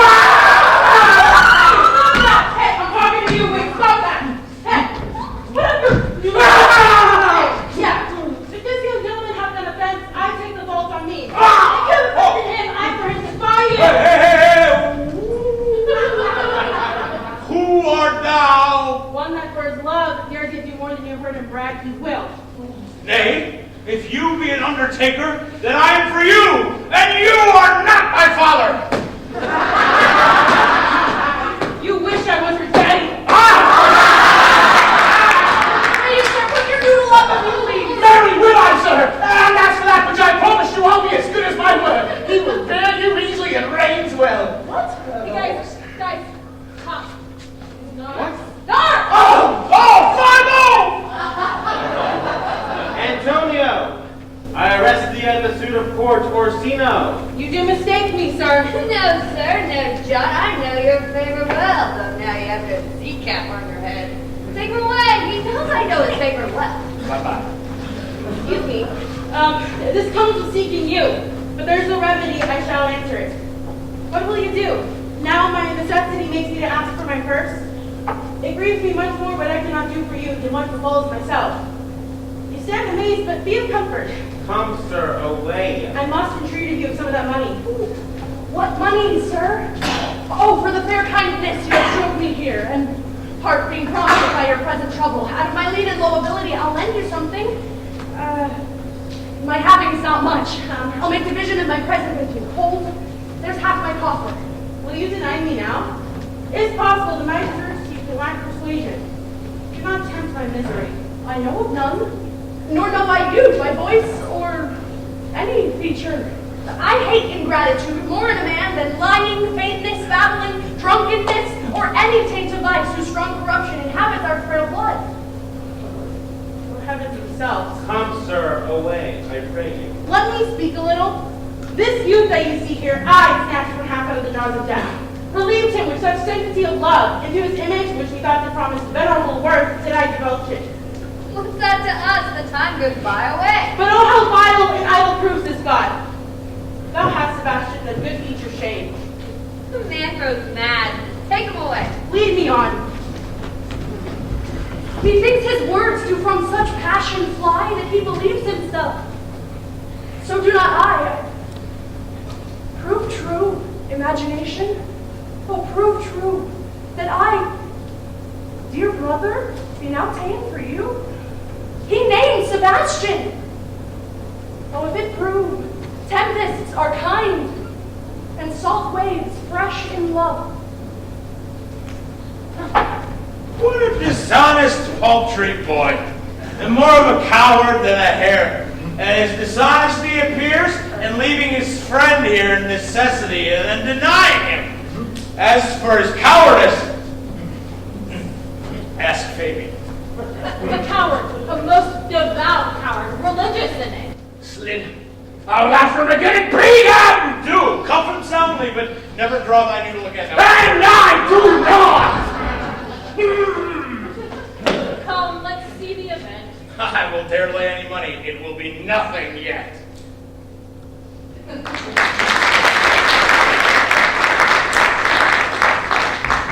Will you make me believe that I am not sent for you? Go to, thou art foolish. Let me be clear of thee. Well held out in faith. No, I do not know you. No, Nor I was not sent to you by my lady to bid you come speak with her. no, Nor your name is not Master Cesario. no. Nor this is my nose neither. Nothing that is so is so. I prithee, vent thy folly somewhere else. Thou knowest not me. Vent my folly? Oh, he has heard this word from some wise man and now applies it to a fool. Next. I prithee, tell me what I shall vent to my lady. Shall I vent to her that thou art coming? I prithee, foolish Greek, depart from me at once. There's money for thee. If you tarry longer, you shall receive worse payments.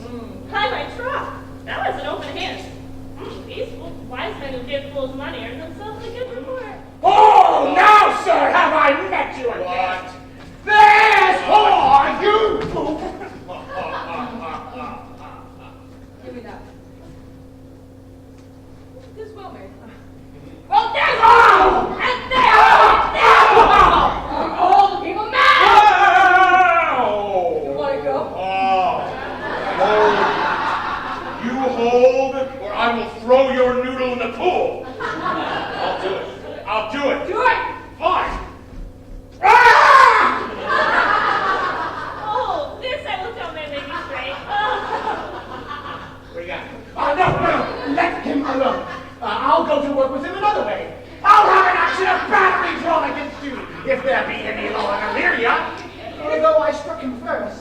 Yet it's no matter than that. Go like that! I will not let go. Ah! What do you got, young whippersnapper? Oh, put up your iron. Emily, free Put me! up your iron. Yeah. Iron. Oh, Where's your gun now? oh shit. I will have you on this open gun from here. On my life, I charge thee hold. Will it be ever thus, ungracious wretch, out of my sight? Be not offended, dear Cesaria. Brutal, be gone. Gentle friend, let thy fair wisdom, not thy passion sway in this incivil and thou unjust extent against thy peace. Would thou go with me, and hear thou there how many fruitless pranks this ruffian hath botched up, that thou thereby may smile at this? Thou shalt not choose but go, do not deny. Oh! What relish is in this? How runs the stream? Lower. Oh, lower. Ah, or else I'm mad, or else this is a dream. Let fancy still itself and let sleep. Or bid me thus to dream. Let me sleep. May I pray thee, wouldst thou be ruled by me? Oh, madam, you betcha. Oh, say so,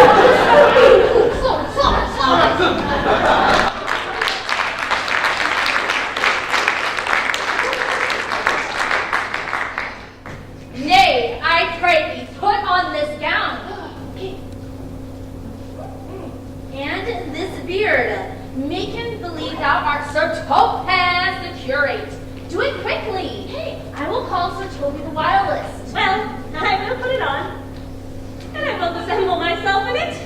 I would be the first to dissemble themselves in such a gown. Ah, a competitor's entrance. Jove, blessing, Master Parson. Aloha, Sir Toby. To him, Sir Thomas.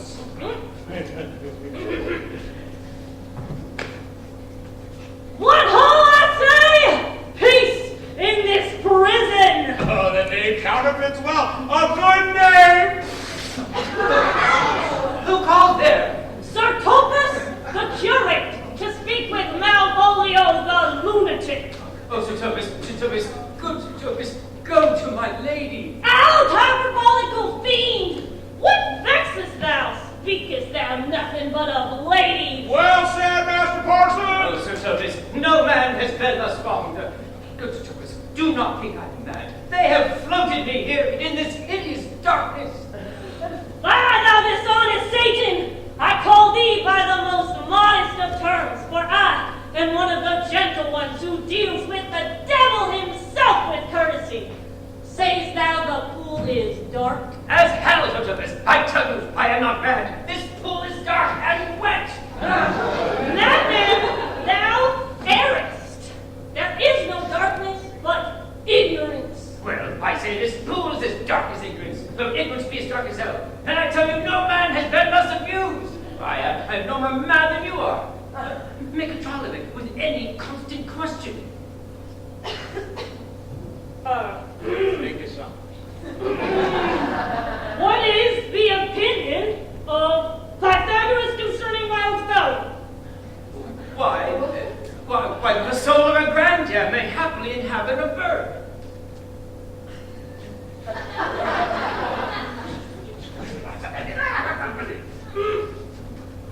What thinkest thou of that opinion? Well, I think nobly of the soul, and I in no way approve his opinion. Very well, remain thou still in darkness. Oh, Sir Thomas! Sir Thomas! My most exquisite Sir Topus. Nay, I am for all waters. Thou mightest know without thy beard in town. He sees thee not. I like it. To him, in thine own voice, and bring me word of how thou findest him. I would we were well rid of this knavery, but I am now so far in offense with my niece that I cannot pursue with any safety this sport to the upshot. Come by and by to my chamber. We all live in a yellow submarine. A what? Yellow submarine. A what? Yellow submarine. Fool, I said. As ever thou wouldst well my habit, help me to uncap pen, ink, and paper. As I am a gentleman, I will see to be thankful to thee for it. Master Malvolio. Yes, good fool. Alas, sir, how fell you beside your fine wits? Good fool. No man has been thus abused. Why, I am as well of my wits, fool as thou art. But as well, sir? Then you must be mad indeed if you be no better in your wits than a fool. No, they have prompted me here, kept me floating in this hideous darkness, sent ministers to me, asses, and they do all they can to face me out of my wits. Advise you what you say, sir, for the minister is here. Malvolio, Malvolio! Thy wits to the heavens restore! Endeavor thyself to sleep, and leave thy vain dibble babble! Oh, Sir Topas. Maintain no words with him, good fellow. Oh, I, sir? Oh, not I, sir. Mr. Topas, marry I will, sir. Amen. Fool, I say. Shh! Be patient, for I am shamed for speaking with you. Fool, help me to a pen, light, and paper. I tell you, I'm as well my wits as any man in Illyria. Well, the day you learn, sir. I tell you by this hand I am. Fool, light, paper, and pen, and convey what I will sit down to my lady. It shall advantage thee more than ever the bearing of letter did. Well, I will help you to it. But tell me true, are you not mad indeed, or do you but counterfeit? Believe me, I am not. I tell thee true. Nay, I'll never believe a madman until I see his brains. But I will get your paper and ink in my mug. Oh, I will requite in the high street. Prithee be gone. You say yes, I say no. You say stop, and I say go, go, go.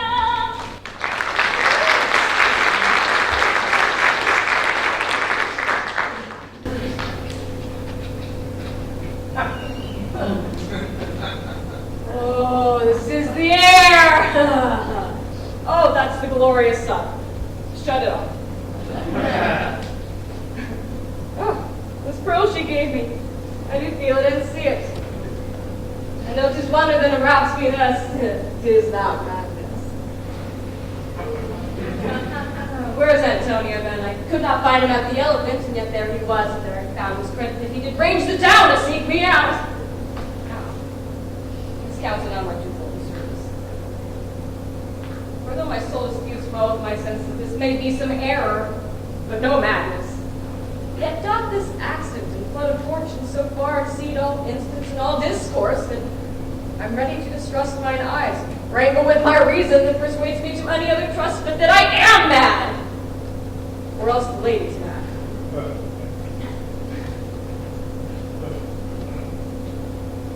Yet if 'twere so, she could not sway her house, command her followers, take and give back affairs in their dispatch with such a smooth, discreet, stable bearing as I do perceive she does.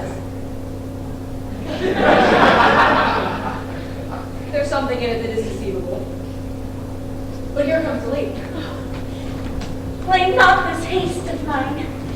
If you mean well, now go with me and with this holy man into the chantry by, that there before him and under that consecrated roof plight me the full assurance of your faith, that my most jealous and too doubtful soul may live at peace. What do you say? I'll follow this holy man and go with you. And having sworn truth, ever will be true.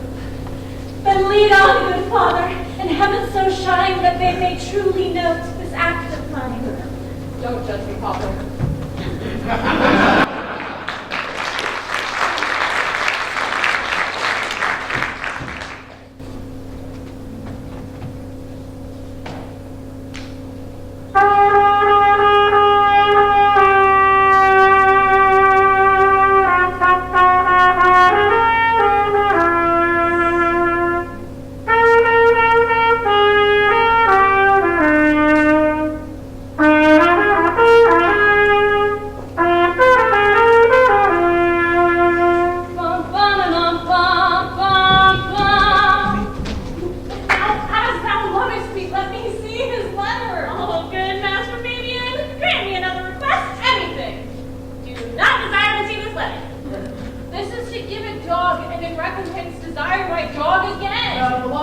Lady Olivia, friends? Aye, sir, we are some of her trappings. I know thee well. How dost thou, fool?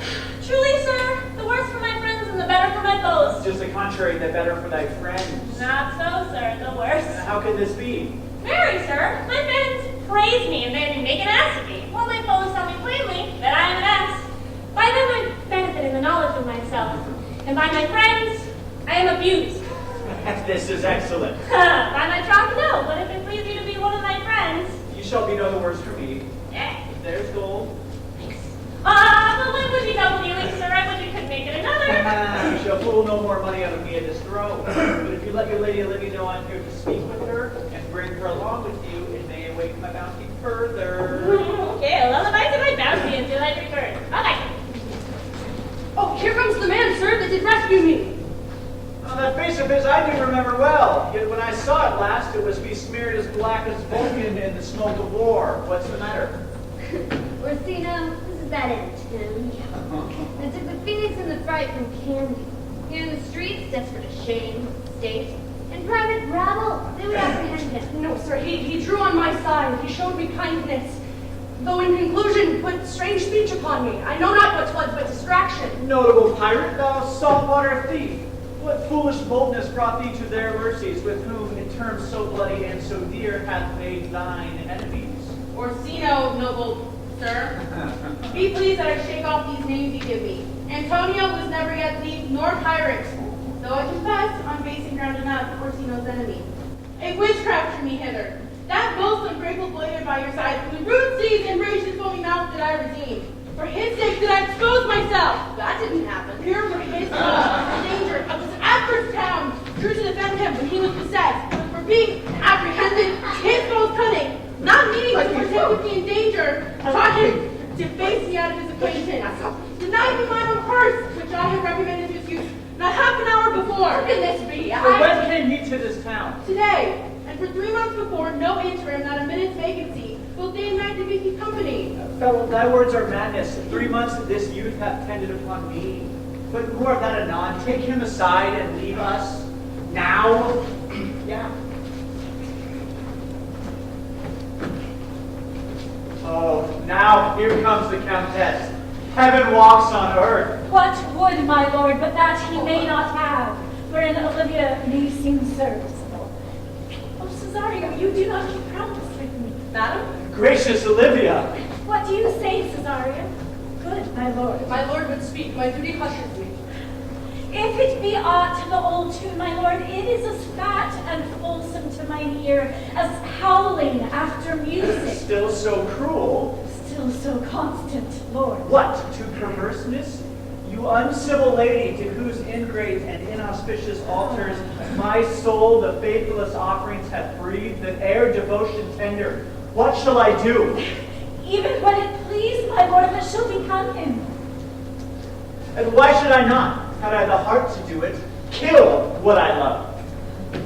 A savage jealousy that sometimes savors nobly.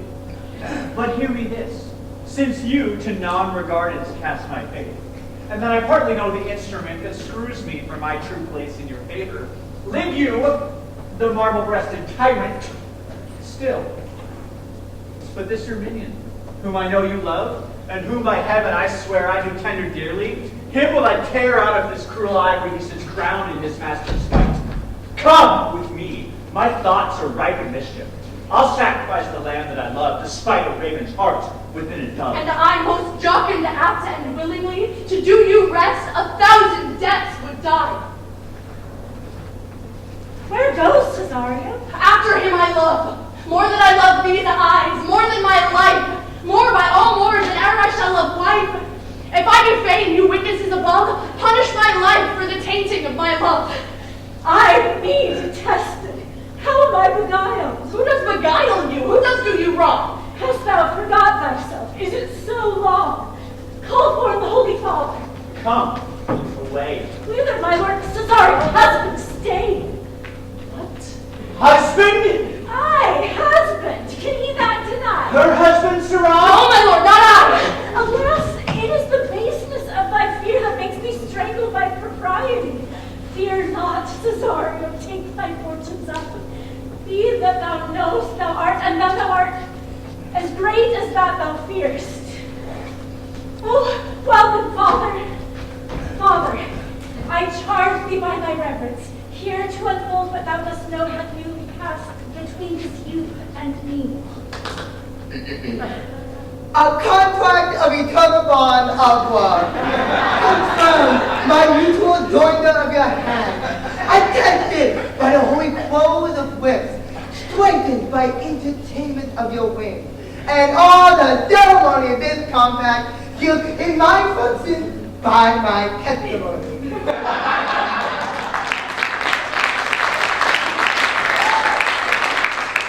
O thou dissembling cup! What wilt thou be when time has sowed a grizzle on thy case? Will not else thy craft so quickly grow that thine own trick shall be thine overthrow? Farewell, and take her, but direct thy feet where thou and I henceforth may never meet! No, my lord, I do protest! Do not swear! Hold no faith, for thou hast too much fear. For the love of God! I stand in! Help me on the doctor! Anyone please! A medical practitioner! And nurse's assistant! Anyone please! Simple president is a help! What's the matter? He has broke my head across and given Sir Toby a bloody coxcomb! For the love of God, will help! Who has done this, Oh, Roger? the Count's gentleman, one Cesario. We thought it would come. But it turns out he's a devil incarnate! My gentleman, Oh, delightfully serious! You have broke my head for nothing, and that which I did I was set upon by Sir Toby. Why do you speak to me? I never hurt you. You drew your noodle upon me without but I bespoke you fair and hurt you not. If a bloody coach can be a hurt, you have hurt me! Aha! Here comes Sir Toby Houghton. You shall hear more! And if he had not been in drink, he would have tickled you on the gates than he did. how now, gentlemen? How is it with you? That's all the one that's hurt me. And that's all I'm going to say about that.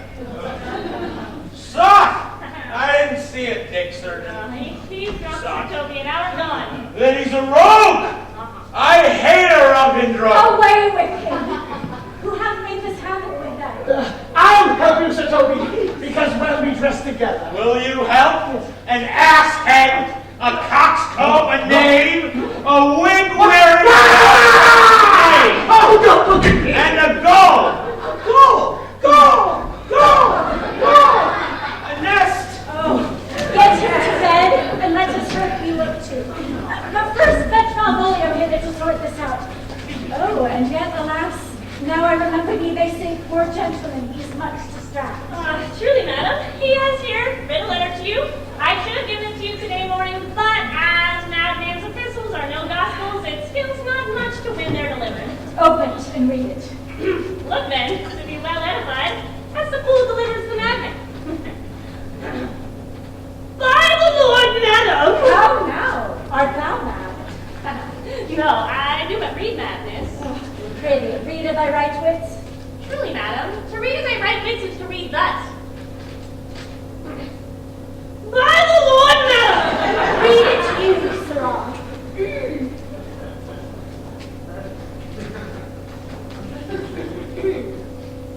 By the Lord, madam, you wrong me, and the world shall know it. Though you have put me into darkness and given your drunken cousin rule over me, yet have I the benefit of my senses as well as your ladyship. I have your own letter that induced me to the semblance I put on, with the which I doubt not but to do myself much right, or you much shame. Think of me as you please. I leave my duty a little unthought of, and speak out of my injury. The madly used Malvolio. Did he write this? Aye, madam, he did. This savors not much of distraction. See that he is delivered, Fabian, and send him hither. Or not. Is this the madman? Aye, Lord, the same. How now, Malvolio? Madam, you have done me wrong, notorious wrong. Have I, Malvolio? No. If you have, pray, peruse this letter. You must not now deny it's your hand, to say 'tis not your seal, nor your invention. You can say none of it. For granted then, and tell me, in the modesty of honor, have you given me such clear lights of favor? Made me come smiling and cross-gartered to put on my flamingo stockings, and to frown on Sir Toby and the lighter people, and then acting on this in obedient hope. Why have you suffered me to be in prison, kept in a dark swimming pool, visited by the priest, and made the most notorious geck and gull that ever mentioned preyed upon? Tell me who you are. Alas, Malvolio, this is not my writing, though I confess much like the character. But out of question, 'tis Maria's character. And now I do bethink me it was she first told me thou wast mad. Oh, I pray thee be content. This practice hath most shrewdly passed upon thee, but when we know the grounds and authors of it, thou shalt be both the plaintiff and the judge of thine own cause.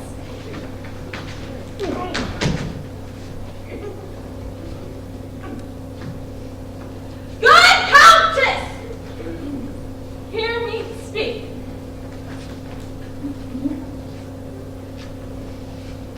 Most freely I confess. Myself and Toby set testimonies against all the rumors upon some stolen and uncourteous parts we had conceived against him. Maria wrote the letter up to Toby's and a recompense for her. He hath married her. How with the sportful malice it was followed, may rather look on laughter than revenge. Alas, poor fool, how have they baffled thee?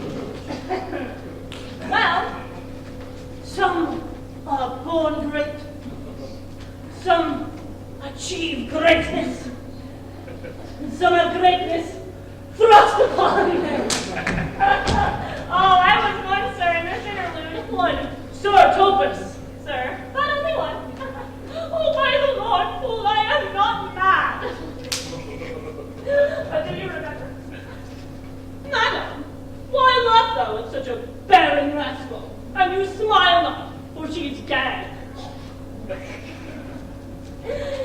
Thus, the whirlgig of time brings its revenges.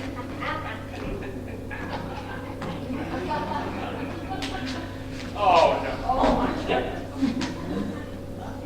I'll be revenged from the pack of you! Bring it.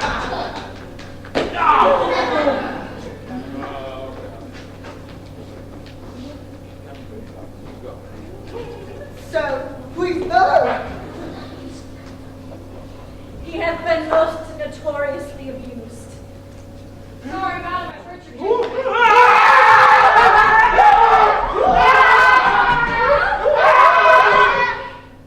That one. But had it been the brother of my blood, I could have done no less than quit the safety. Pardon me, sweet one. Even for the vows made each other but so late ago. One face, one voice, one habit, and two persons. Shut up! A natural perspective that is and is not. Antonio? My good Antonio!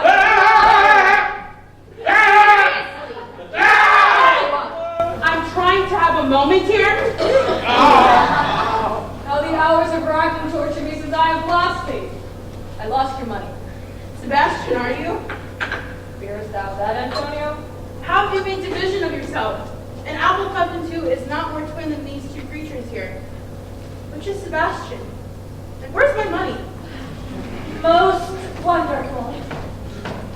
Okay, I get it. Do I stand there? Do I stand there? I never had a brother, nor can there be a deity of my nature, both here and everywhere. I had a sister, whom the blind face of Sergius had devoured. Terrible hair. Charity, what kin are you to me? What countryman? What heritage? What name? Of Messalina. Sebastian was my father. Such a Sebastian was my brother, too. So went he suited to his watery tomb. My father had a mole upon his brow. And so had mine. And died that day when Viola from her birth had numbered 13 years. That record is loudly in my soul. He did indeed finish his mortal act the day that made my sister 13. If nothing less to make us happy both but this, my masculine usurped attire, do not embrace me till each circumstance of place, time, and fortune do cohere and jump that I am Viola, which, to confirm,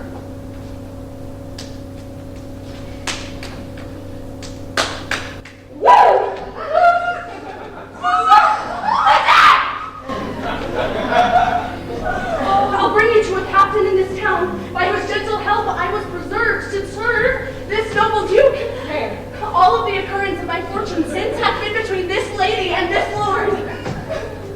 So it is, madam, you've been mistook. But nature or bias drew in that. You're betrothed to both a maid and a man. I'm the man. Me.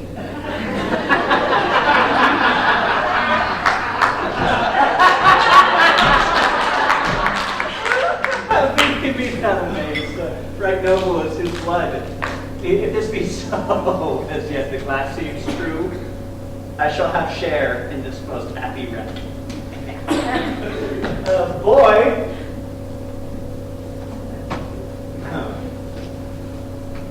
thou hast said to me 1,000 times thou never shouldst love woman like to me. And all those sayings will I overswear.